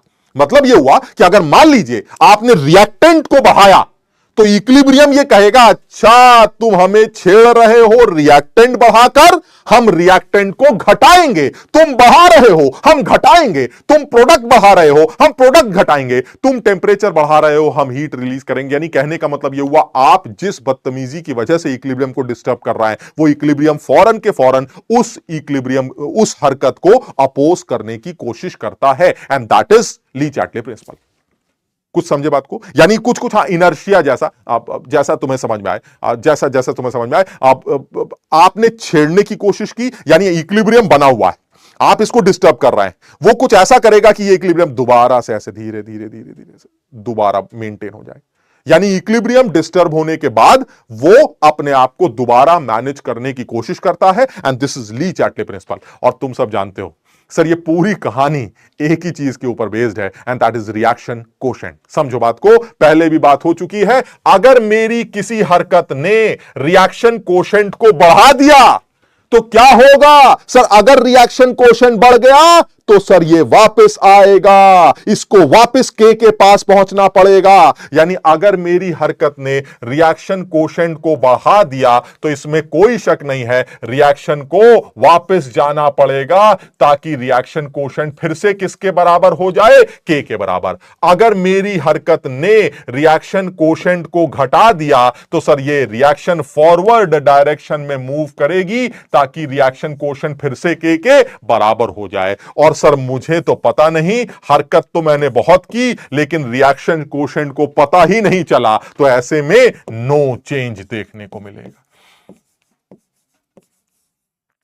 यानी ये पूरी कहानी सिर्फ इन तीन बातों के ऊपर बेस्ड है। कहने को ली चैटलियर साहब ने कुछ बकवास की है और मैं तो इस बात को पहले से जानता हूं। सर छोड़िए बात को, आप जो भी हरकत करेंगे उस हरकत से रिएक्शन कोशेंट चेंज होगा। सर सिर्फ एक हरकत ऐसी होती है जो टेम्परेचर होता है, जो रिएक्शन कोशेंट के साथ साथ इस के को भी चेंज करता है।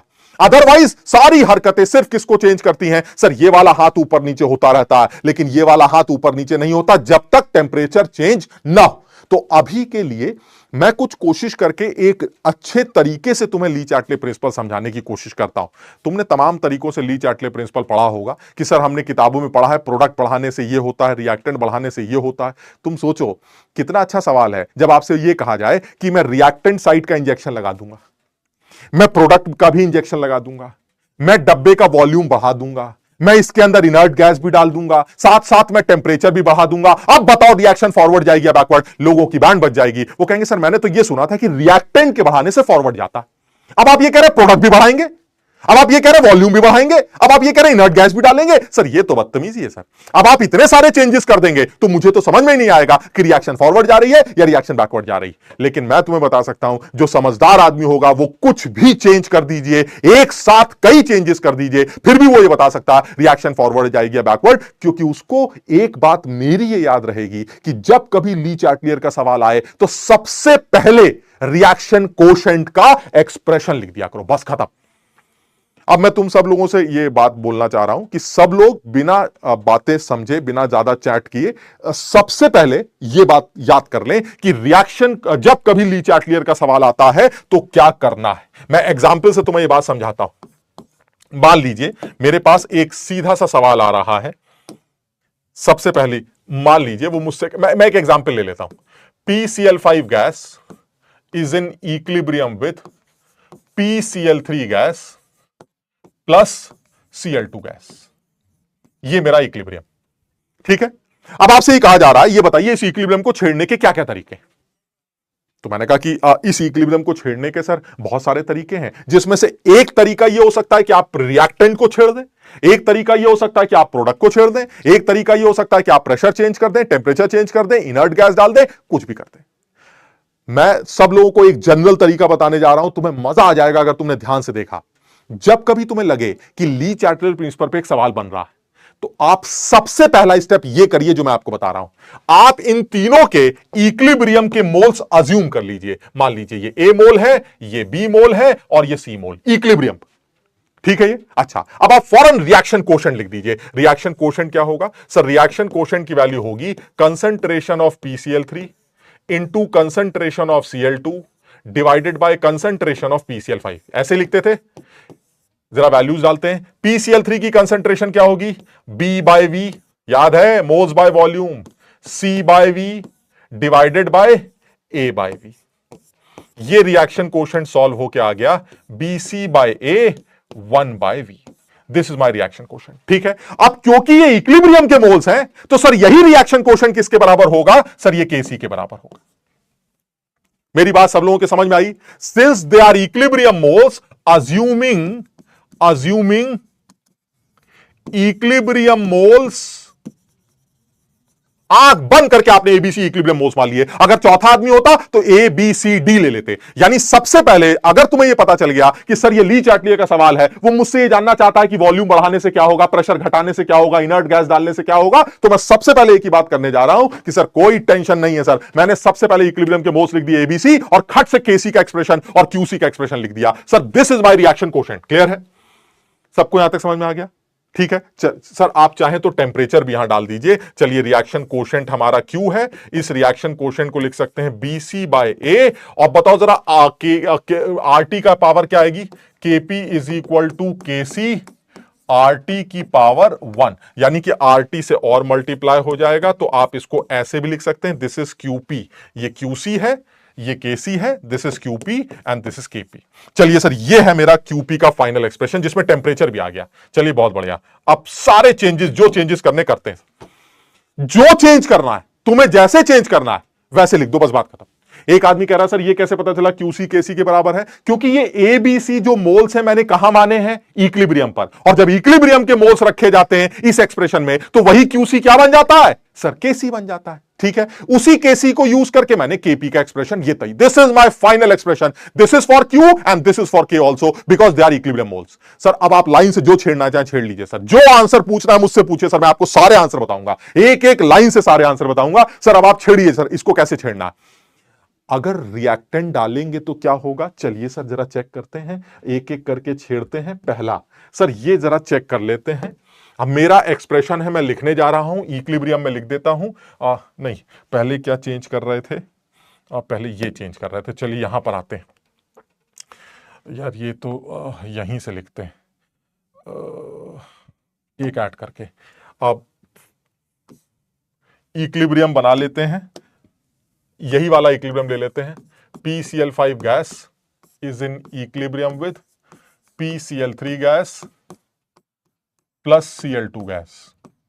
अब जल्दी से बताओ, क्या ये बात समझ में आ गई कि जो मेरा रिएक्शन कोशेंट है वो इक्विलिब्रियम पर Kp के बराबर है और उसकी वैल्यू BC/A RT/V है? ये हमारा एक्सप्रेशन। अब आप बताइए क्या करना है। तो जो पहला तरीका है डिस्टर्ब करने का इक्विलिब्रियम को, वो है ऑन एडिंग रिएक्टेंट और प्रोडक्ट। ये हमारा पहला तरीका है इक्विलिब्रियम को डिस्टर्ब करने का, कि आप इसके अंदर रिएक्टेंट ऐड करने की कोशिश करिए या प्रोडक्ट ऐड करने की कोशिश करिए। अब बताइए जरा आंसर क्या है। बिल्कुल सीधी सीधी बात, बिल्कुल सीधा सर। देखिए बड़ा क्लियर है, अगर आपने रिएक्टेंट को ऐड किया तो इसका मतलब है आपने PCl5 को ऐड किया। आप याद करिए जरा, आपने PCl5 के मोल्स क्या लिए थे? एक A था, एक B था, एक C था। अगर आपने PCl5 को ऐड किया तो क्या होगा सर? PCl5 को ऐड करेंगे तो A की वैल्यू बढ़ जाएगी। बात समझ रहे हैं? अगर A की वैल्यू बढ़ जाएगी तो Q की वैल्यू घट जाएगी। K तो फिक्स है सर, K की वैल्यू तो फिक्स हो गई, टेम्परेचर कांस्टेंट है। यानी अगर आपने A को बढ़ाया तो Q घट जाएगा। Q घट गया तो क्या होगा सर? अगर Q घट गया तो रिएक्शन को आगे जाना पड़ेगा ताकि Q की वैल्यू फिर से किसके बराबर आ जाए? K के बराबर। यानी एक चीज तो क्लियर है सर, बिल्कुल साफ दिखाई दे रहा है कि अगर मैं रिएक्टेंट को ऐड करता हूं, यानी रिएक्टेंट का अगर इंजेक्शन लगाते हैं, रिएक्टेंट का इंजेक्शन लगाया जाए तो क्या होगा सर? Q की वैल्यू K से बढ़ जाएगी। और अगर Q की वैल्यू K से बढ़ गई, दिख रहा है ये? आप Q की वैल्यू K से घट जाएगी। Q is less than K। कैसे सर? अगर आपने रिएक्टेंट का इंजेक्शन लगाया तो A बढ़ जाएगा, A बढ़ जाएगा तो Q घट जाएगा। K तो कांस्टेंट है सर, Q घट जाएगा। और अगर Q घट गया तो ऐसे में रिएक्शन को दोबारा फॉरवर्ड डायरेक्शन में मूव करना पड़ेगा। समझ रहे हो बात को? चलिए ठीक है। अगर मैंने प्रोडक्ट का इंजेक्शन लगाया तो क्या होगा? प्रोडक्ट का इंजेक्शन लगाया तो क्या होगा? प्रोडक्ट का इंजेक्शन लगाया तो सर इसका मतलब ये हुआ B या C बढ़ जाएंगे, जो भी आपने प्रोडक्ट डाला है। तो B अगर बढ़ गया तो सर Q बढ़ जाएगा, Q बढ़ गया तो सर Q की वैल्यू K से बढ़ जाएगी। और अगर Q K से बढ़ गई तो रिएक्शन को बैकवर्ड डायरेक्शन में आना पड़ेगा। अरे तो सर इसके लिए इतना सब एक्सप्रेशन वगैरह लिखने की क्या जरूरत है? ये तो लॉजिकल है। हाँ ये लॉजिकल, इसको तुम सीधे सीधे लिख सकते थे। अगर रिएक्टेंट बढ़ाओगे तो इक्विलिब्रियम क्या बोलेगा? तुम बढ़ा रहे हो, हम घटाएंगे। रिएक्टेंट कैसे घटते हैं सर? जब रिएक्शन फॉरवर्ड चलती है। अगर तुमने प्रोडक्ट बढ़ाया तो रिएक्शन क्या बोलेगी? वाह प्रोडक्ट बढ़ा रहे हो, मैं प्रोडक्ट को घटाऊंगा। प्रोडक्ट कैसे घटता है? जब रिएक्शन बैकवर्ड चलती। यानी सर रिएक्टेंट डालने से या प्रोडक्ट डालने से क्या फर्क पड़ रहा है, उसके लिए सर ये एक्सप्रेशन की जरूरत नहीं है, ये तो मुझे वैसे ही याद है, इसमें क्या दिमाग लगाना है। मेरी बात समझ रहे हो? यानी अगर वो मुझसे कहता है कि किसी इक्विलिब्रियम में रिएक्टेंट बढ़ाने से क्या होगा, अरे तो सर ठीक है सर फॉरवर्ड जाएगा, उसके लिए ये सब नहीं लिखेंगे। लेकिन सर फिर इसको लिखा क्यों है? इसको इसलिए लिखा है क्योंकि मुश्किल मुश्किल सवालों के आंसर ये लिख के दे सकता है अगर आप अकल लगाएं। अब सोचिए अगर मैं आपसे कहूं कि मैं PCl5 को दुगना कर दूंगा, PCl3 को 4 गुना कर दूंगा, Cl2 को 8 गुना कर दूंगा या 1/8 कर दूंगा, अब बताइए रिएक्शन फॉरवर्ड जाएगी? तो बेवकूफ लोग क्या सोचेंगे, यार PCl5 को बढ़ा रहा है तो रिएक्शन फॉरवर्ड जानी चाहिए, वो कह रहा है Cl2 को भी बढ़ा रहा है तो रिएक्शन को बैकवर्ड भी आना चाहिए। अब पता नहीं फॉरवर्ड जाएगी या बैकवर्ड आएगी, यहां मुसीबत आने वाली है। मेरी बात सब लोग समझ रहे हैं? यानी एक से ज्यादा चेंजेस जब आएंगे तब आपको मुसीबत आएगी। और इसलिए मैं कह रहा हूं कि बेस्ट तरीका यह है कि अगर आपको लगता है ली चैटलियर का सवाल है तो आप सबसे पहले इक्विलिब्रियम के मोल्स ABCD मानिए और QC का एक्सप्रेशन, Q का एक्सप्रेशन लिख दीजिए। उसके बाद जो चेंज करना करते रहिए, बात खत्म। मेरी बात सब लोग समझ रहे हैं? यानी कहने का मतलब यह हुआ सर मैंने फटाक से सबसे पहले Q का एक्सप्रेशन लिख दिया और इस Q के एक्सप्रेशन को लिखने के बाद अगर रिएक्टेंट का इंजेक्शन लगेगा तो सर Q की वैल्यू घट जाएगी। Q की वैल्यू घट जाएगी तो रिएक्शन को Q बढ़ाना पड़ेगा, यानी रिएक्शन फॉरवर्ड डायरेक्शन में जाएगी। अगर प्रोडक्ट का इंजेक्शन लगाएंगे तो Q की वैल्यू बढ़ जाएगी। Q की वैल्यू बढ़ गई तो रिएक्शन को बैकवर्ड डायरेक्शन में आना पड़ेगा। क्लियर है ये? अब जरा समझना, अब जरा सब लोग समझना। On doubling the concentration of PCl3 and Cl2 and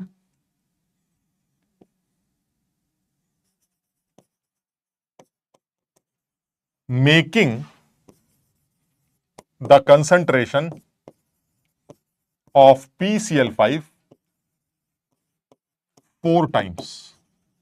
अब बताइए फॉरवर्ड जाएगा बैकवर्ड? ये देखिए एक सवाल आ गया, बढ़िया सवाल बना देते हैं।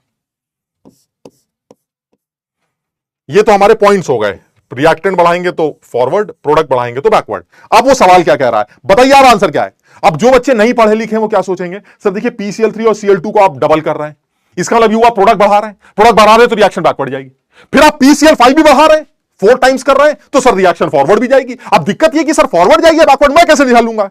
जो बच्चा समझदार है वो यहां से निकालेगा। कैसे? सर आपने बी को दुगना कर दिया, डबल, समझ रहे बात को? Doubling the concentration of P C L three and C L two, यानी बी दुगना हो गया, सी दुगना हो गया। तो अगर बी दुगना हो गया, सी दुगना हो गया, तो ये 4 टाइम्स हो गया, ऊपर का 4 एक्स्ट्रा टर्म आ गया, और ए की जो कंसेंट्रेशन है वो आपने 4 टाइम्स कर दी, तो ए की जगह 4 आ गया। तो सर ऊपर वाला 4 और नीचे वाला 4 कैंसिल हो गया।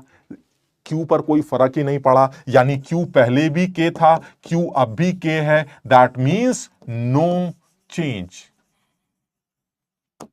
समझिए बात। और जो बच्चे नहीं जानते हैं वो क्या करेंगे? वो बेचारे घबरा जाएंगे, वो सोचेंगे सर पीसीएल3 को भी बढ़ा रहे हैं, सीएल2 को भी बढ़ा रहे हैं, तो सर ये तो बैकवर्ड जाएगा, और उधर वो पीसीएल5 को भी बढ़ा रहे हैं, तो ये फॉरवर्ड भी जा सकता है। अब ये फॉरवर्ड भी जा सकता है, बैकवर्ड भी जा सकता है। करें क्या? करना कुछ नहीं है, जो कह रहा है वो यहां लिख दो। अगर तुम्हें लगता है यहां लिखने के बाद क्यू बढ़ गया तो बैकवर्ड, क्यू घट गया फॉरवर्ड, और अगर क्यू पर कोई चेंज नहीं हुआ तो नो चेंज। जो कहता है वो कर दो, सीधे एक्सप्रेशन निकालो क्यू का, उस क्यू के एक्सप्रेशन में जो जो चेंजेस कहे जाते हैं करते जाओ। अगर नया क्यू पुराने वाले क्यू से कम आ रहा है तो फॉरवर्ड बोल देना, नया क्यू पुराने वाले क्यू से बड़ा आ रहा है तो बैकवर्ड बोल देना, और अगर नया क्यू पुराने वाले क्यू के बराबर आ रहा है तो नो चेंज।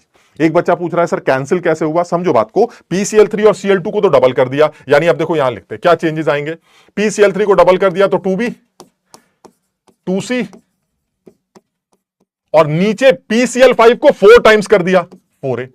क्या बना ये? सर वही तो आ गया, BC by A RT by B. No change sir, जैसे पहले था वैसे ही अब भी है। इसका मतलब ये हुआ कोई चेंज ही नहीं हुआ, और अगर कोई चेंज ही नहीं हुआ तो रिएक्शन पर कोई भी असर नहीं पड़ेगा। क्लियर?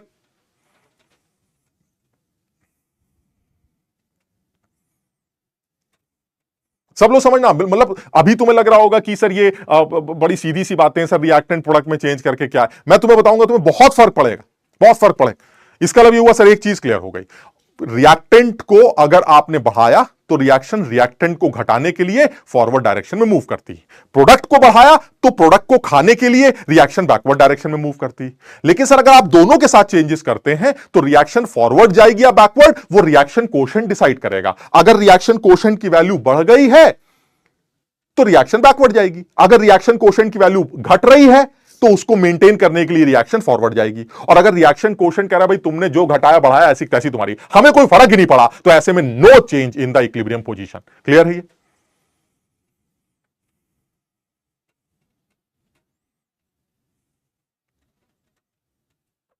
जरा समझना बात को, बिल्कुल सीधी सीधी बात कर रहे हैं। अब देखो ये तो सर एक बेसिक लेवल की बात चल रही थी, सर एक स्टेप और आगे बढ़ते हैं। अब सोच के जवाब देना है सब लोगों को, वो ये है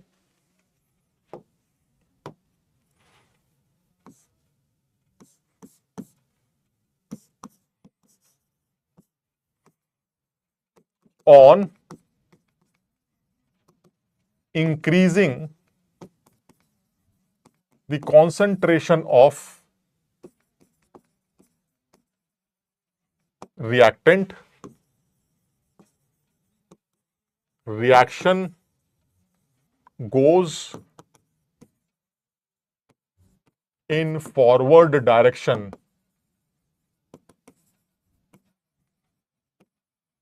always. True, false?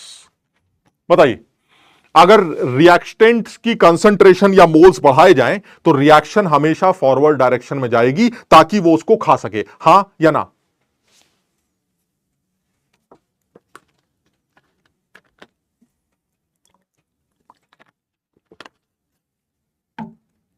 फॉल्स। क्यों? रिएक्टेंट की कंसंट्रेशन बढ़ेगी तो रिएक्टेंट को घटाने के लिए रिएक्शन को फॉरवर्ड ही तो जाना पड़ेगा। फॉल्स क्या है? कोई और चेंज नहीं कर रहा हूं, ओनली द रिएक्टेंट, सिर्फ रिएक्टेंट की बात कर रहा हूं, कोई और चेंज नहीं कर रहा हूं। वो अलग बात थी, अभी आपने प्रोडक्ट को भी चेंज किया था तब पता चला था टेम्परेचर, अभी लल्लू हो क्या? ओनली रिएक्टेंट, सब कुछ कांस्टेंट है, सिर्फ रिएक्टेंट के मोल्स बढ़ा रहा हूं। अगर मैं रिएक्टेंट्स के मोल बढ़ाऊंगा तो क्या रिएक्शन फॉरवर्ड जाएगी हमेशा? ट्रू और फॉल्स? Not always. शाबाश, बहुत बढ़िया, शाबाश।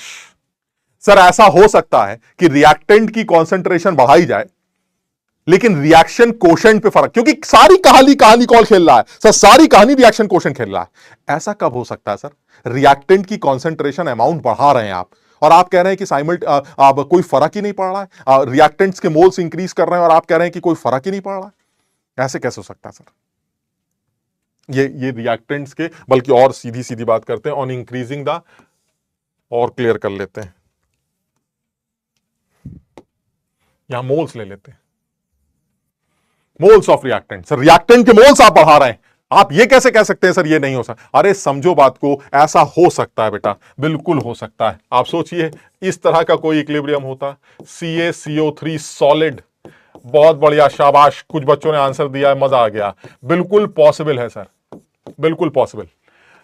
सॉलिड के अमाउंट को बढ़ाने से सर CO2 की कॉन्सेंट्रेशन पे कोई फर्क नहीं पड़ेगा। तुम सब जानते हो इस रिएक्शन का जो Q होगा वो कंसंट्रेशन ऑफ CO2 होगा, या इस रिएक्शन का जो QP होगा वो पार्शियल प्रेशर ऑफ CO2 होगा, जिसका CaCO3 से कोई लेना देना नहीं। याद है तुमने CaCO3 का अमाउंट तुमने थोड़ा बहुत बढ़ाया था, तो क्या फर्क पड़ता है सर? CO2 की कॉन्सेंट्रेशन ही या CO2 के मोल्स ही वो डिसाइडिंग फैक्टर होंगे। आपने समझ लीजिए, अगर रिएक्टेंट या प्रोडक्ट में कोई सॉलिड है तो उसका अमाउंट चेंज करने से कोई फर्क नहीं पड़ने वाला, क्योंकि रिएक्शन कोशेंट में उनका टर्म ही नहीं आता कैल्शियम कार्बोनेट का। मेरी बात सब लोग समझ रहे हैं? यानी it is not always true. समझिए बात को, ये एक फॉल्स स्टेटमेंट होगा, क्योंकि रिएक्टेंट या प्रोडक्ट सॉलिड हो सकते हैं और सॉलिड के अमाउंट को चेंज करने से कोई खास फर्क नहीं पड़ता। फर्क कब पड़ेगा सर? फर्क तब पड़ेगा जब आप CO2 को छेड़ेंगे। बिना CO2 को छेड़े आप सर कुछ भी कर लीजिए, कोई फर्क नहीं पड़ने वाला। समझ में आ रहा है बात? शाबाश, बहुत बढ़िया। इसका मतलब ये हुआ सर, एक जनरल स्टेटमेंट तो ये ठीक है कि रिएक्टेंट का इंजेक्शन फॉरवर्ड लेके जाता है, प्रोडक्ट का इंजेक्शन बैकवर्ड लेके आता है। लेकिन सर रिएक्टेंट या प्रोडक्ट अगर सॉलिड हुए जिनकी कॉन्सेंट्रेशंस रिएक्शन कोशेंट के एक्सप्रेशन में आती ही नहीं है, तो उनके इंजेक्शन लगाने से कोई फर्क नहीं पड़ता सर। क्लियर है ये? सब लोगों को ये बात समझ में आ रही है? यानी बिल्कुल क्लियर है, सॉलिड्स के एक्सप्रेशंस, यानी ऐसे इक्विलिब्रियम्स जो जनरली सॉलिड में को इन्वॉल्व करते हैं, तो आप समझ लीजिएगा उनके अमाउंट को घटाने बढ़ाने से कोई फर्क नहीं पड़ने वाला है। चलिए और आगे बढ़ते हैं, नेक्स्ट पॉइंट पर आते हैं। नेक्स्ट तरीका छेड़छाड़ का क्या है sir? Effect of change in pressure. अब देखिए बड़ा मुश्किल है सर, एनसीईआरटी कहती है प्रेशर बढ़ाने से इक्विलिब्रियम वहां जाते हैं जहां गैस के मोल बढ़ रहे हैं, घट रहे हैं। अरे छोड़िए सर, अब तो सब पता है सर। आपके सामने एग्जाम्पल है, हम उसी एग्जाम्पल की बात कर रहे हैं फिर से सर, वही PCl5 वाले एग्जाम्पल से बात समझते हैं। PCl5 is in equilibrium with PCl3 plus Cl2। ठीक है, अभी आपने क्या बताया था? इसको A मान लो, इसको B मान लो, इसको C मान लो, और खटाक से Q का एक्सप्रेशन लिख दो, BC/A 1/V। ये QC आ गया सर, ये आपका KC होगा या KP, जो भी लिखना आप। ठीक सर, ये आपका एक्सप्रेशन था। अब आप ये बताइए क्या छेड़ना है सर? प्रेशर छेड़ना है। क्या करना है? प्रेशर में चेंज करना है। तो चलिए सर चेंज कर लेते हैं। अगर प्रेशर इंक्रीज होगा सर, कुछ याद नहीं करूंगा मैं, अगर प्रेशर इंक्रीज करेगा तो सर पक्का है वॉल्यूम डिक्रीज करेगा, वॉल्यूम मेरा डिक्रीज करेगा। और वॉल्यूम अगर डिक्रीज कर रहा है सर, तो पक्का Q की वैल्यू इंक्रीज कर जाएगी, यानी Q जो है वो K से बड़ा हो जाएगा। और अगर Q K से बड़ा हो गया तो मजबूरी में रिएक्शन को कैसे जाना पड़ेगा? बैकवर्ड। मैं कुछ याद नहीं कर रहा हूं सर, मेरा ये एक्सप्रेशन सारे आंसर निकाल के देगा। इसलिए जब तुम्हें लगे कि आपका सवाल जो है वो ली चैटले प्रिंसिपल का सवाल है, तो आप बिना दिमाग लगाए फट से ABCD मोल्स मानकर रिएक्शन क्वोशिएंट लिख दीजिए। एक बार रिएक्शन क्वोशिएंट आ गया तो जो चेंज करता है करते रहिए। अगर आपने कहा सर मैं प्रेशर बढ़ा रहा हूं, बढ़ा दीजिए। अगर आपने प्रेशर बढ़ाया तो वॉल्यूम कम हो जाएगा, वॉल्यूम कम हो जाएगा तो Q की वैल्यू बढ़ जाएगी, Q की वैल्यू K से बढ़ी तो क्या कहेगा? कहेगा चलो चलो वापस आओ, वापस आओ, तुम आगे निकल गए। वो वापस बुलाएगा और रिएक्शन कैसे मूव करेगी? बैकवर्ड। सिमिलरली अगर यहां पर प्रेशर की वैल्यू डिक्रीज करती है तो सर वॉल्यूम इंक्रीज करेगा, और अगर वॉल्यूम इंक्रीज करता है तो Q की वैल्यू घट जाएगी और रिएक्शन को फॉरवर्ड डायरेक्शन में जाना पड़ेगा। समझिए बात। ये किसके ऊपर डिपेंड करेगा सर? ये आंसर याद नहीं करना है, ये इसके ऊपर डिपेंड करेगा कि आपका इक्विलिब्रियम किस तरह का है। ऐसे भी इक्विलिब्रियम्स हो सकते हैं जिसमें वॉल्यूम का टर्म ऊपर आए, अगर वॉल्यूम का टर्म ऊपर आता है तो ये आंसर पलट जाएंगे। यानी आपको सिर्फ एक्सप्रेशन लिखना है, अपने आप ही आपका आंसर आता जाएगा। मैं सिर्फ एग्जांपल से समझा रहा हूं। मेरी बात समझ रहे हैं सब लोग? एक आदमी कह रहा है वॉल्यूम कैसे डिक्रीज करेगा? अबे ऊपर से जब ढक्कन दबाओगे तो वॉल्यूम कमी तो हो जाएगा। प्रेशर कैसे बढ़ा रहे हो? प्रेशर ऐसे तो बढ़ेगा, यानी ऊपर से आपने प्रेशर बढ़ाया तो वॉल्यूम कम हो जाएगा, वॉल्यूम कम हो गया तो इक्विलिब्रियम कांस्टेंट जो है वो, रिएक्शन कोशेंट जो है वो बढ़ जाएगा। रिएक्शन कोशेंट बढ़ गया तो रिएक्शन को वापस आनी पड़ेगी ताकि रिएक्शन कोशेंट फिर से किसके बराबर हो जाए? K के बराबर हो जाए। समझे बात?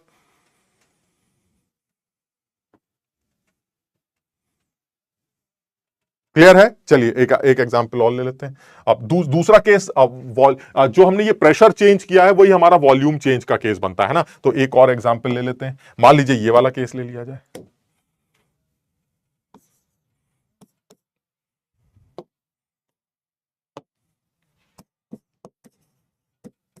क्या केस है ये कह रहे हैं कि for an equilibrium H2 plus I2 is in equilibrium with 2HI gas. On increasing the pressure, the concentration of H2 and I2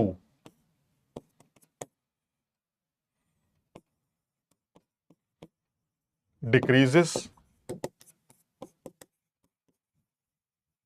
increases,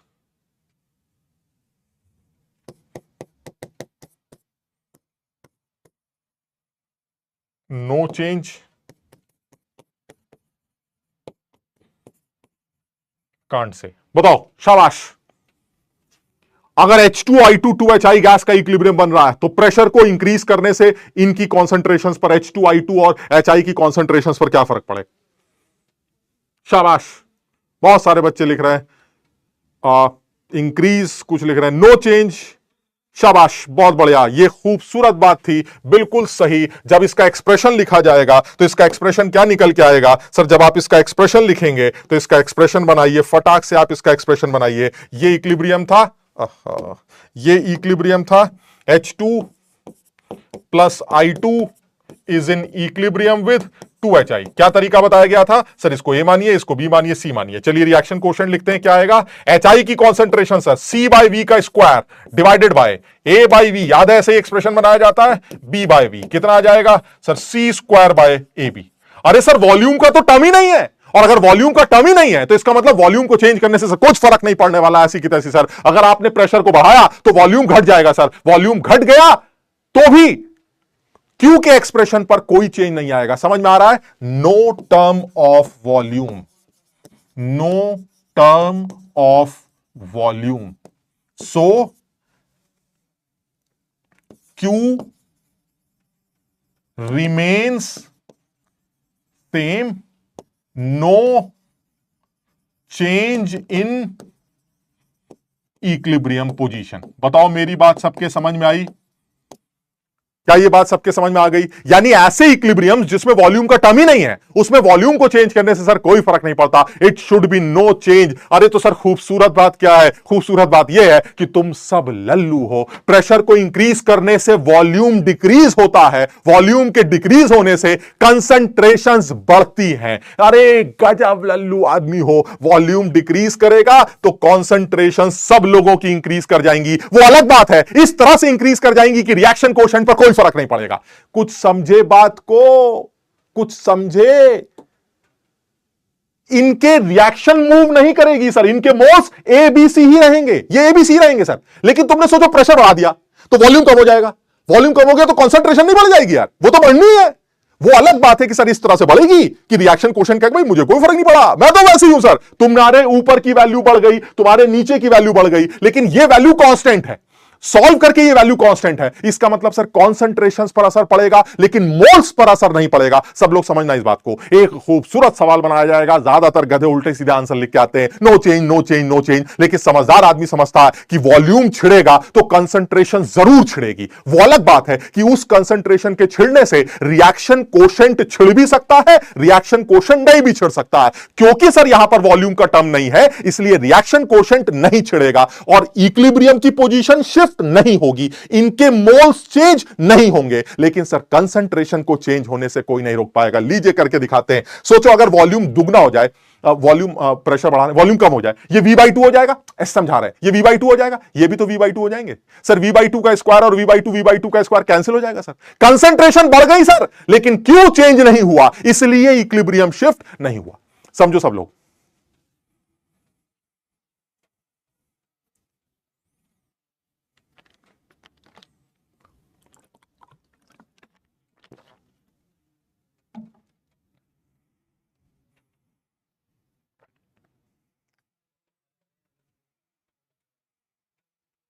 मेरी बात सब लोग समझ रहे हैं?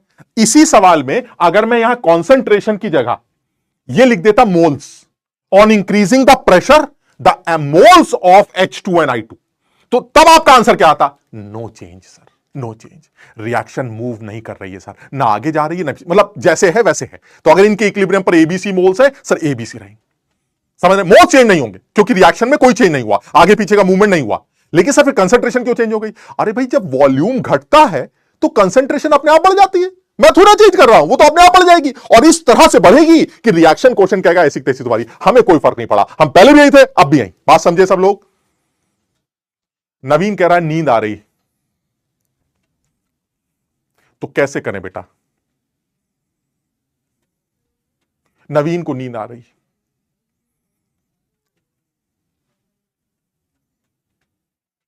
तो कैसे? मतलब अब सुलाने भी आएंगे? अबे नींद आ रही है तो चादर ओढ़ो, सो जाओ साला, हमसे क्या लेने देना? नींद बतानी जरूरी? ऐसे घर में भी जब सोते हो सबको बता के सोते हो नींद आ रही है, पापा नींद आ रही, मम्मी नींद आ रही मुझे ऐसे। अबे लल्लू नींद आ रही है तो सो जाओ।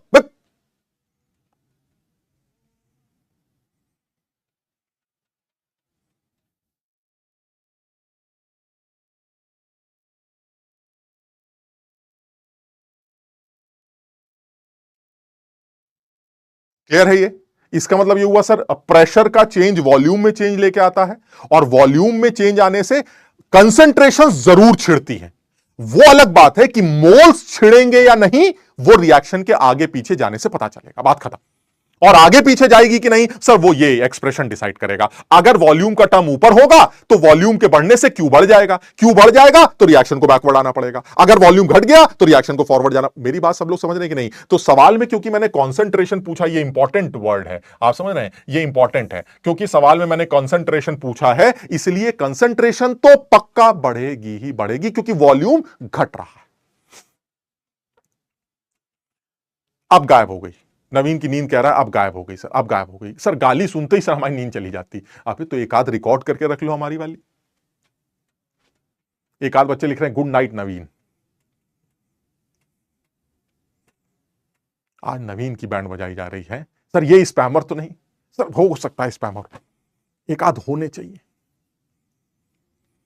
समझ में आ गया? चलिए और आगे आते हैं, चलिए और आगे डालते हैं। इसी में बात आती है, ये हमारी कंसंट्रेशन बात आ गई, प्रेशर की बात आ गई। सर कोई और भी तरीका है? हाँ है सर, इनर्ट गैस को भर के दिखाइए सर। आप इनर्ट गैस भर दीजिए सर, मजा आ जाए। हमने कहा बिल्कुल भर देंगे, आप इक्विलिब्रियम तैयार करिए। वही इक्विलिब्रियम फिर से एग्जाम्पल के तौर पर बात कर रहे हैं सर। ये देखिए PCl5 gas plus Cl2 gas is in equilibrium with, अरे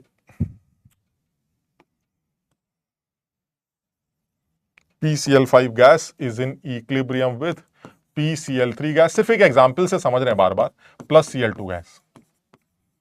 इसमें इनर्ट गैस ऐड कर रहे हैं, इसके इक्विलिब्रियम के मोल से ABC मान रखे थे, तो आपने चुपचाप Q का एक्सप्रेशन लिख लिया। Q का एक्सप्रेशन आ गया BC/A। अगर KP जैसा लिखना है तो RT/V, नहीं तो 1 जैसे लिखना 1/V RT/V। This is QC फिर, and this is QC, this is KC। Equilibrium पर दिस इज KC। अब आपको जो करना है कर लीजिए सर। अब आप इनर्ट गैस डालेंगे। इनर्ट गैस में क्या होगा?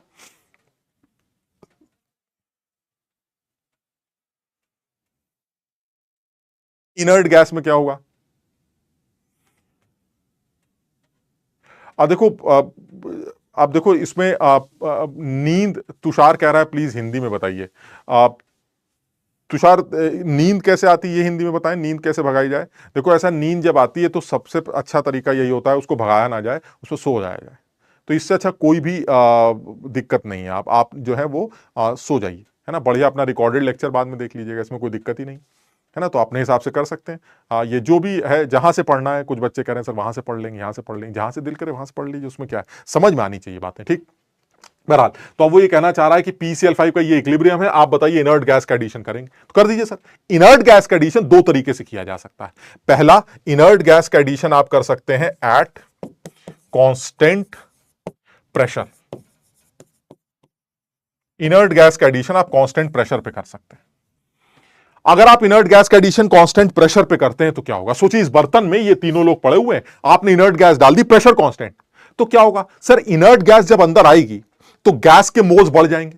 अगर गैस के मोल्स बढ़ गए तो सर वॉल्यूम बढ़ जाएगा। आप समझिए मेरी बात को, प्रेशर कांस्टेंट है, टेंपरेचर कांस्टेंट रखा गया है, तो अगर आपने इनर्ट गैस का एडिशन किया तो गैसियस मोल्स इंक्रीज कर जाएंगे, गैसियस मोल्स इंक्रीज कर गए एट कांस्टेंट प्रेशर तो वॉल्यूम इंक्रीज कर जाएगा। यानी एक चीज तो क्लियर हो गई, at constant pressure addition of inert gas, addition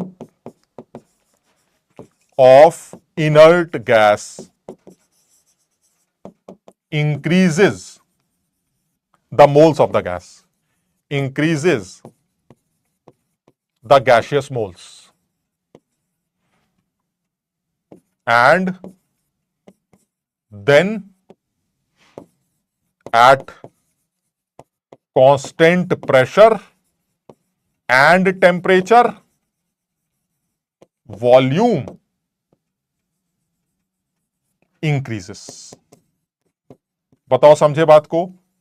यानी इनर्ट गैस का एडिशन अगर आपने कांस्टेंट प्रेशर पर किया तो टेंपरेचर भी कांस्टेंट है, प्रेशर भी कांस्टेंट है, तो पक्का वॉल्यूम बढ़ जाएगा। और अगर वॉल्यूम बढ़ गया तो ऊपर वाला क्या बोलेगा, ये वॉल्यूम बढ़ गया सर, वॉल्यूम बढ़ गया तो क्यू घट गया, यानी क्यू की वैल्यू के से कम हो जाएगी, और क्यू की वैल्यू अगर के से कम हो गई तो रिएक्शन पक्का फॉरवर्ड मूव करेगी। कुछ समझे मेरी बात को? यानी कहने का मतलब यह हुआ कि अगर सीधे सीधे ये कहना चाह रहा है कि अगर आपने इनर्ट गैस, इस इक्विलिब्रियम की बात कर रहे हैं, इस इक्विलिब्रियम में वॉल्यूम नीचे है, हो सकता है वॉल्यूम ऊपर होता तो फिर चीजें बदल जाती। यानी अगर आप ये कहना चाह रहे हैं कि इनर्ट गैस का एडिशन आप कांस्टेंट प्रेशर पे करना चाहते हैं तो इनर्ट गैस का एडिशन कांस्टेंट प्रेशर पे करते ही गैस के मोल इंक्रीज कर जाएंगे, गैस के मोल्स इंक्रीज करेंगे तो वॉल्यूम को इंक्रीज करना पड़ेगा क्योंकि प्रेशर और टेंपरेचर कांस्टेंट।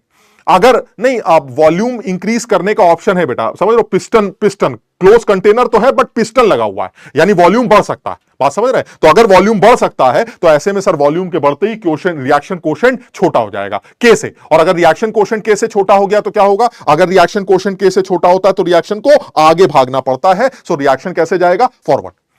ये तब होगा जब आप कांस्टेंट प्रेशर पे ये काम करेंगे, लेकिन जब आप कांस्टेंट वॉल्यूम पर ये काम करेंगे तब क्या होगा, एडिशन एट कांस्टेंट वॉल्यूम, तब क्या होगा, एडिशन ऑफ इनर्ट यानी एट कांस्टेंट वॉल्यूम। अगर कांस्टेंट वॉल्यूम पर ये काम करना चाहते हैं तब क्या होगा, सर बिल्कुल क्लियर है, अगर आप कांस्टेंट वॉल्यूम पर ये काम करना चाहते हैं तो जो इक्विलिब्रियम आप लेके चल रहे हैं उस इक्विलिब्रियम को अगर आप देखें तो सिंस वॉल्यूम इज कांस्टेंट और इनर्ट गैस एबीसी से रिएक्ट नहीं करेगी तो सर इसका मतलब यह हुआ क्यू रिमेन्स सेम, क्योंकि प्रेशर का कोई टर्म ही नहीं। अगर आपने कांस्टेंट वॉल्यूम पर इनर्ट गैस को डाला तो क्या होगा, प्रेशर मोल्स बढ़ेंगे, वॉल्यूम कांस्टेंट है, टेंपरेचर कांस्टेंट है, प्रेशर बढ़े, लेकिन प्रेशर के बढ़ने से कोई फर्क ही नहीं पड़ेगा क्योंकि वॉल्यूम कांस्टेंट है। तो अगर प्रेशर के बढ़ने से कोई फर्क नहीं पड़ रहा तो ऐसे में सर क्यू रिमेन्स सेम, और अगर क्यू रिमेन्स सेम है तो इसका मतलब यह हुआ इक्विलिब्रियम पर नो चेंज।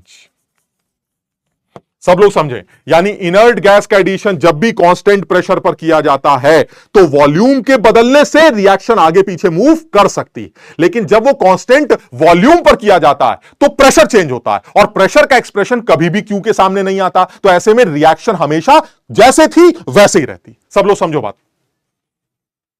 टेंपरेचर कांस्टेंट है संचिता, टेंपरेचर कांस्टेंट है, टेंपरेचर की बात अभी हम नहीं करेंगे, टेंपरेचर की बात बिल्कुल लास्ट में अभी उठाने वाले हैं, टेंपरेचर की बिल्कुल बात नहीं कर रहे हैं। सारे चेंजेस जो किए गए हैं वो सारे चेंजेस हमारे टेंपरेचर को कांस्टेंट मानकर ही किए गए, यानी जब मेरा टेंपरेचर कांस्टेंट है उस टाइम पर अगर आपने इनर्ट गैस को कांस्टेंट प्रेशर पर डाला तो वॉल्यूम छिड़ जाएगा, वॉल्यूम छिड़ गया तो रिएक्शन कोशेंट छिड़ जाएगा, जिसकी वजह से फर्क पड़ेगा। समझ लो बात को। दूसरी बात, अगर कांस्टेंट वॉल्यूम पर किया तो सर प्रेशर छिड़ जाएगा, लेकिन प्रेशर का कोई टर्म यहां होता ही नहीं, तो इसका मतलब यह हुआ कोई फर्क नहीं पड़ेगा, बात खत्म हो गई। समझ में आई बात? सबको ये समझ में आ गया? अच्छा, नेक्स्ट पॉइंट पर आते हैं, और नेक्स्ट पॉइंट है हमारा कैटलिस्ट। कैटलिस्ट तो सीधी सी बात है सर, कैटलिस्ट रिएक्शन पर कोई असर नहीं डालता, वो सिर्फ इक्विलिब्रियम को जल्दी अटेन करता है, यानी फॉरवर्ड और बैकवर्ड रिएक्शन के रेट्स को वो चेंज कर सकता है, अदरवाइज कोई फर्क नहीं पड़ता। Catalyst has no effect on the position of equilibrium since it increases the rate of forward and backward reaction, जिसकी वजह से इक्विलिब्रियम थोड़ा जल्दी अटेन हो सकता है, लेकिन उससे रिएक्शन के आगे या पीछे जाने का कोई लेना देना नहीं, वो सिर्फ फॉरवर्ड और बैकवर्ड रिएक्शन के रेट को बढ़ा सकता है। क्लियर है? ये समझ में आ गई बात? चलिए नेक्स्ट पॉइंट पर आते हैं, एंड नेक्स्ट इज टेंपरेचर। ये इंपॉर्टेंट पॉइंट है सर, टेम्परेचर को चेंज करने से क्या होगा। तो चलिए सर एक बार लिख के देखते हैं। PCl5 का वही इक्विलिब्रियम ले लेते हैं। PCl5 gas is in equilibrium with PCl3 gas plus Cl2 gas. Sir अब आप ये बताइए टेम्परेचर को चेंज करने से क्या होगा। तो चलिए एक बार टेम्परेचर को बढ़ाते हैं। अब सबसे पहले बताओ टेम्परेचर को बढ़ाने से क्या होगा। सर अभी देखते हैं रिएक्शन कोशेंट क्या लिखा था। रिएक्शन कोशेंट की वैल्यू थी BC/A RT/V। यही मेरा रिएक्शन कोशेंट था जिसको आप QP कहते थे और यही KP के बराबर था। साफ दिखाई देता है अगर आपने टेम्परेचर को इंक्रीज किया तो T की वैल्यू बढ़ जाएगी। बात समझ रहे हो। टेम्परेचर को इंक्रीज करने से इस इक्विलिब्रियम के लिए QP की वैल्यू बढ़ जाएगी। क्लियर है। अब क्या होगा सर। दिक्कत है सर, आप समझिए Q की वैल्यू बढ़ जाएगी मानता हूं मैं, लेकिन सर टेम्परेचर तो K को भी चेंज करता है ना। यही तो वो फैक्टर है जो K को चेंज करता है। तो सर अब दिक्कत हो जाएगी। क्या दिक्कत होगी सर। अगर आपका Q बढ़ा तो बढ़ गया। अब आपका K क्या होगा सर। K भी चेंज होगा। अब अगर मान लो K घट गया तब तो ये नीचे आ जाएगा। ऐसे में रिएक्शन को बैकवर्ड आना पड़ेगा। लेकिन सर ऐसा भी तो हो सकता है Q बढ़ा और K भी बढ़ा, और अगर K बढ़ा तो कहीं K इतना बढ़ा तो रिएक्शन फॉरवर्ड जाएगी, और अगर K इतना बढ़ा तो रिएक्शन बैकवर्ड आएगी। आप समझने की कोशिश करिएगा। इस बार मुसीबत होने वाली है। क्यों। क्योंकि सर इस बार मेरा K भी बढ़ रहा है और K भी बढ़ रहा है, Q भी बढ़ रहा है। सर ये मुसीबत हो जाएगी क्योंकि अगर K चेंज होता है टेम्परेचर के साथ, जो कि होता ही होता है, तो अब आप इक्विलिब्रियम फॉरवर्ड जाएगा बैकवर्ड अब डिसाइड नहीं कर पा रहे हैं। यानी एक चीज बढ़ रही है और एक चीज घट रही है तब तो कोई इशू ही नहीं है।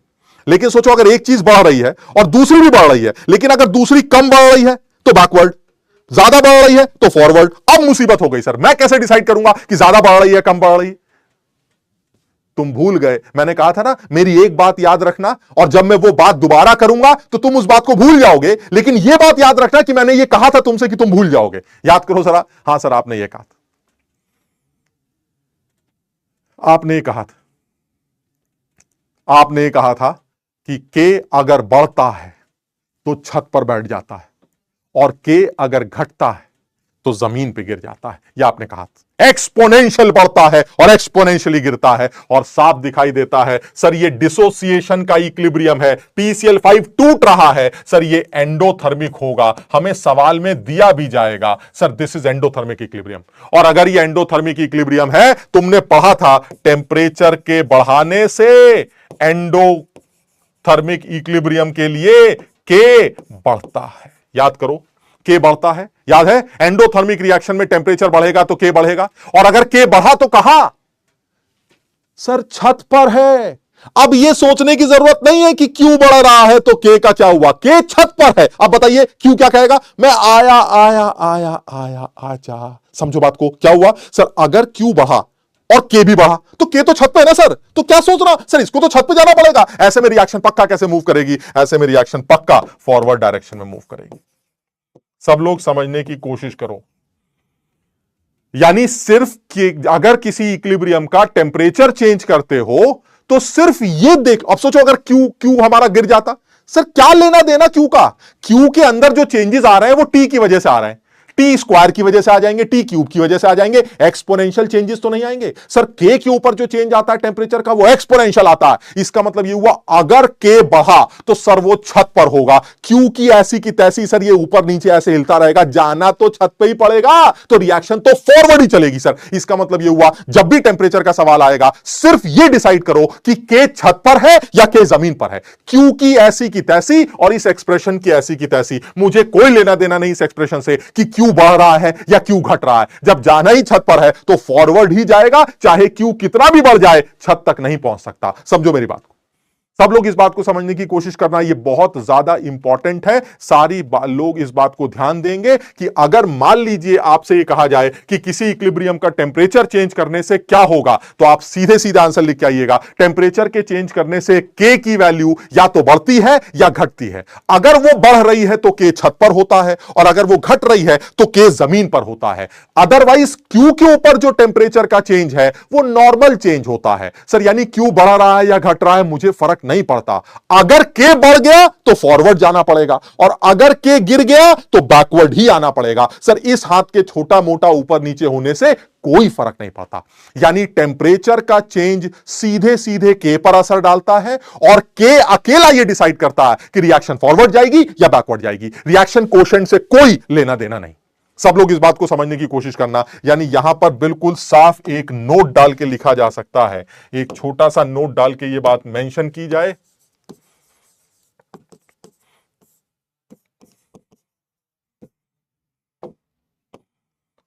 on changing temperature, the direction of equilibrium will be decided by only K. If K increases, forward. If K decreases,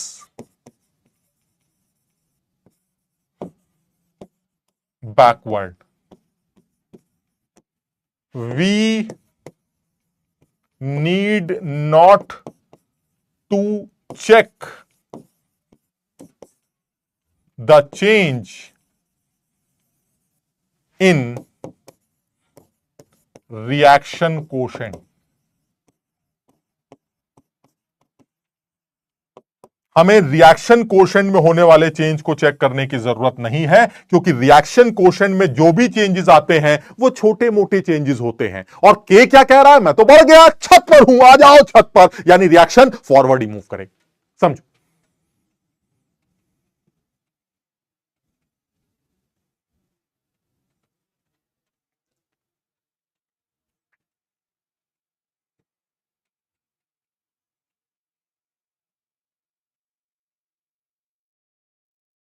कुछ समझ में आई भाई? सब लोगों को ये बात समझ में आ रही है?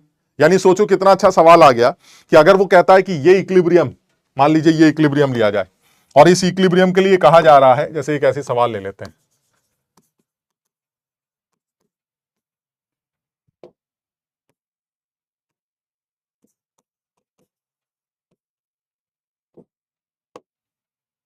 कोई भी एक इक्विलिब्रियम ले लेते हैं,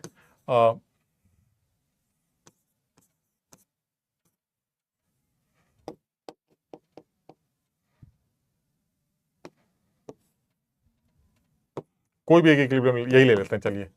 PCl5 gas is in equilibrium with PCl3 gas plus Cl2 gas. Find out the direction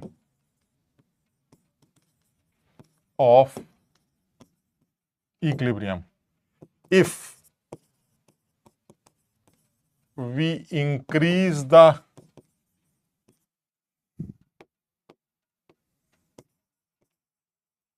moles of PCl5, adding inert gas at constant pressure and increasing the temperature।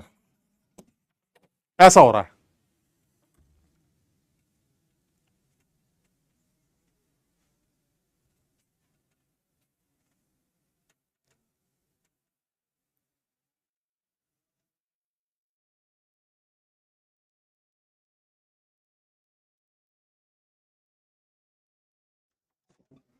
Continue करो, लगा रहा हूँ, रिफ्रेश हो गया था।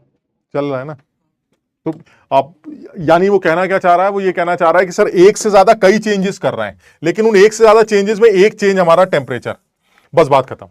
क्योंकि ये जितने चेंजेस तुम कर रहे हो, मतलब सोचो तुम्हें जो करना कर लो, सर इसके अंदर इनर्ट गैस डालेंगे, इसके अंदर आप चले जाइए, इसके अंदर Cl2 डाल दीजिए, ये कर दीजिए, वो कर दीजिए, जो करना है कर दीजिए। अगर एक चेंज टेम्परेचर है तो सर ये के को चेंज कर देगा और के जाके छत पर बैठ जाएगा या जमीन पर गिर जाएगा। बात समझना। तो बाकी सारे चेंजेस तो क्यू को छेड़ते हैं, लेकिन ये के को छेड़ता है, तो सर कौन डिसाइड करेगा आंसर? सर सिर्फ टेंपरेचर डिसाइड करेगा। यानी बाकी सारी चीजें क्या बोलेगी? चलो अच्छा क्यों बढ़ गया, चलो क्यों घट गया, चलो क्यों बढ़ गया, चलो क्यों घट गया, लेकिन के कहां है? सर कह रहा है increasing the temperature endothermic equilibrium है। आपने टेंपरेचर इंक्रीज किया है, इसका मतलब बात ही खत्म हो गई। सारी चीजें कौन डिसाइड करेगा? टेंपरेचर। इसका मतलब यह हुआ कि अगर यह एंडोथर्मिक इक्विलिब्रियम है, आपने टेंपरेचर को इंक्रीज किया तो के एक्सपोनेंशियली बढ़ जाएगा, और अगर के एक्सपोनेंशियली बढ़ गया तो क्यू को कुछ भी करो, के तक जाने के लिए छत पर जाना ही पड़ेगा, रिएक्शन फॉरवर्ड जाएगी जाएगी। समझो, यानी मैं ये बात बताना चाह रहा हूं कि अगर एक साथ कई चेंजेस किए जा रहे हो जिसमें एक चेंज टेंपरेचर हो,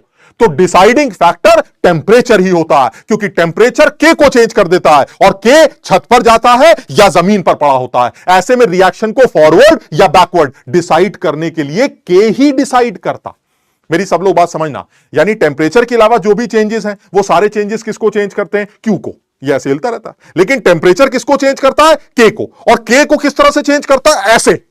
तो इसका मतलब ये हुआ, अगर के ने ये कह दिया कि मैं छत पर हूं तो फॉरवर्ड जाना पड़ेगा, और अगर के ने ये कह दिया कि मैं जमीन पे पड़ा हूं तो बैकवर्ड जाना पड़ेगा। बात इसमें कुछ सोचने की जरूरत ही नहीं है। यानी एक साथ कई चेंजेस भी अगर कर दिए जाएं, लेकिन उनमें से एक चेंज टेंपरेचर है, तो deciding factor will be only temperature. सब लोग इस बात को समझने की कोशिश करेंगे और इस बात को कहीं नोट कर लेंगे कि कई चेंजेस में if there is a case of temperature change, the deciding factor will be only temperature. और टेंपरेचर के लिए क्या बताया गया है? एंडोथर्मिक इक्विलिब्रियम का टेंपरेचर बढ़ाने से रिएक्शन फॉरवर्ड चलती है, और एंडोथर्मिक रिएक्शन का टेंपरेचर घटाने से रिएक्शन बैकवर्ड चलती है। एक्सोथर्मिक रिएक्शन का टेंपरेचर बढ़ाने से रिएक्शन बैकवर्ड चलती है, और एक्सोथर्मिक रिएक्शन का टेंपरेचर घटाने से रिएक्शन फॉरवर्ड चलती है।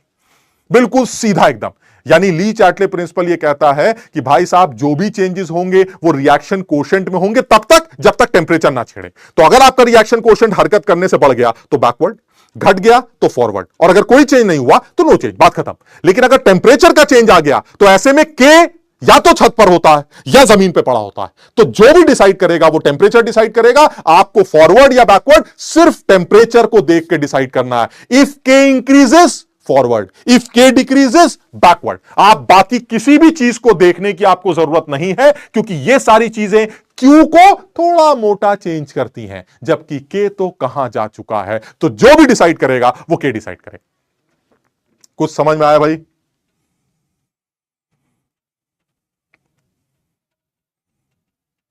सर रिएक्शन एंडो या एक्सो गिवन होगा। हाँ वत्सल, रिएक्शन एंडो या एक्सो होगा वो हमें सवाल में दिया जाएगा। और वैसे भी कोई रिएक्शन अगर डिसोसिएट कर रहा है कोई आदमी तो वो तो एंडोथर्मिक होगी।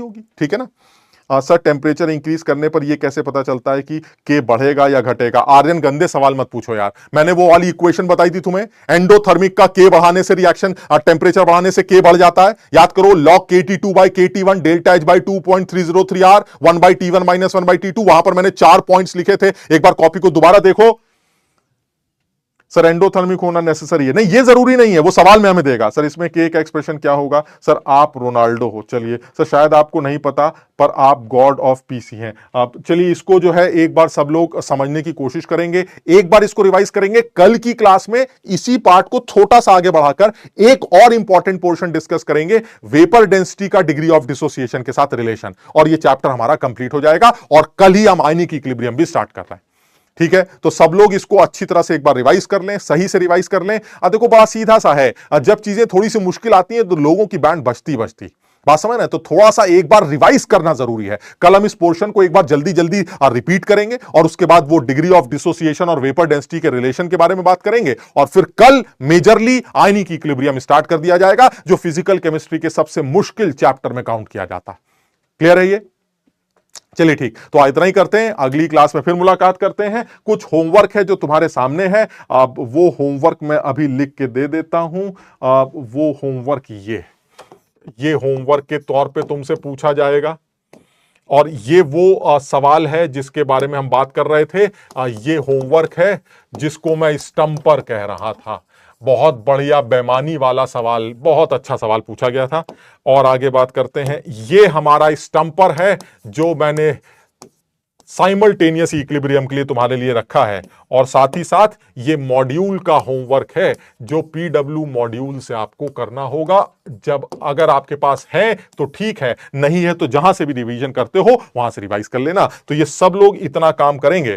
काफी होमवर्क है, आराम से करना। कल मैं एक दो सवाल इनमें से डिस्कस कर लूंगा और साथ ही साथ पक्का कल आयनिक इक्विलिब्रियम स्टार्ट कर देंगे। काफी हद तक स्टार्ट हो जाएगा बिकॉज बचा हुआ पोर्शन बहुत छोटा सा है। बट ये जो ली चैटले प्रिंसिपल है इसको सही से रिवाइज करेंगे, क्योंकि कल मैं इस ली चैटले प्रिंसिपल पर कुछ ग्राफ्स को लेके भी डिस्कशन करूंगा। आप समझिएगा, कुछ ग्राफ्स को लेके भी डिस्कशन होगा कि भाई ये ग्राफ कैसे प्रिडिक्ट किए जाते हैं, इन ग्राफ्स को इंटरप्रेट कैसे किया जाता है। कल इस बारे में भी छोटा सा डिस्कशन होगा और तब जो है हम बात आगे बढ़ाएंगे। तो चलिए कल आयनिक इक्विलिब्रियम भी स्टार्ट करेंगे और ये कुछ मेन पॉइंट्स भी डिस्कस करेंगे। तो थैंक यू सो मच। फिर वही है यार, तो हम इस बात को जानते हैं कि तुम सब लोग चौथी क्लास कर रहे होते हो और मुझे हैरानी है, बहुत अच्छा भी लगता है कि भले ही कम लोग होते हो, चाहे जो भी 2 4 10 बच्चे जितने भी होते हो, बट बहुत सारे बच्चे लाइव क्लास कर रहे हैं, ये बहुत अच्छा लगता है।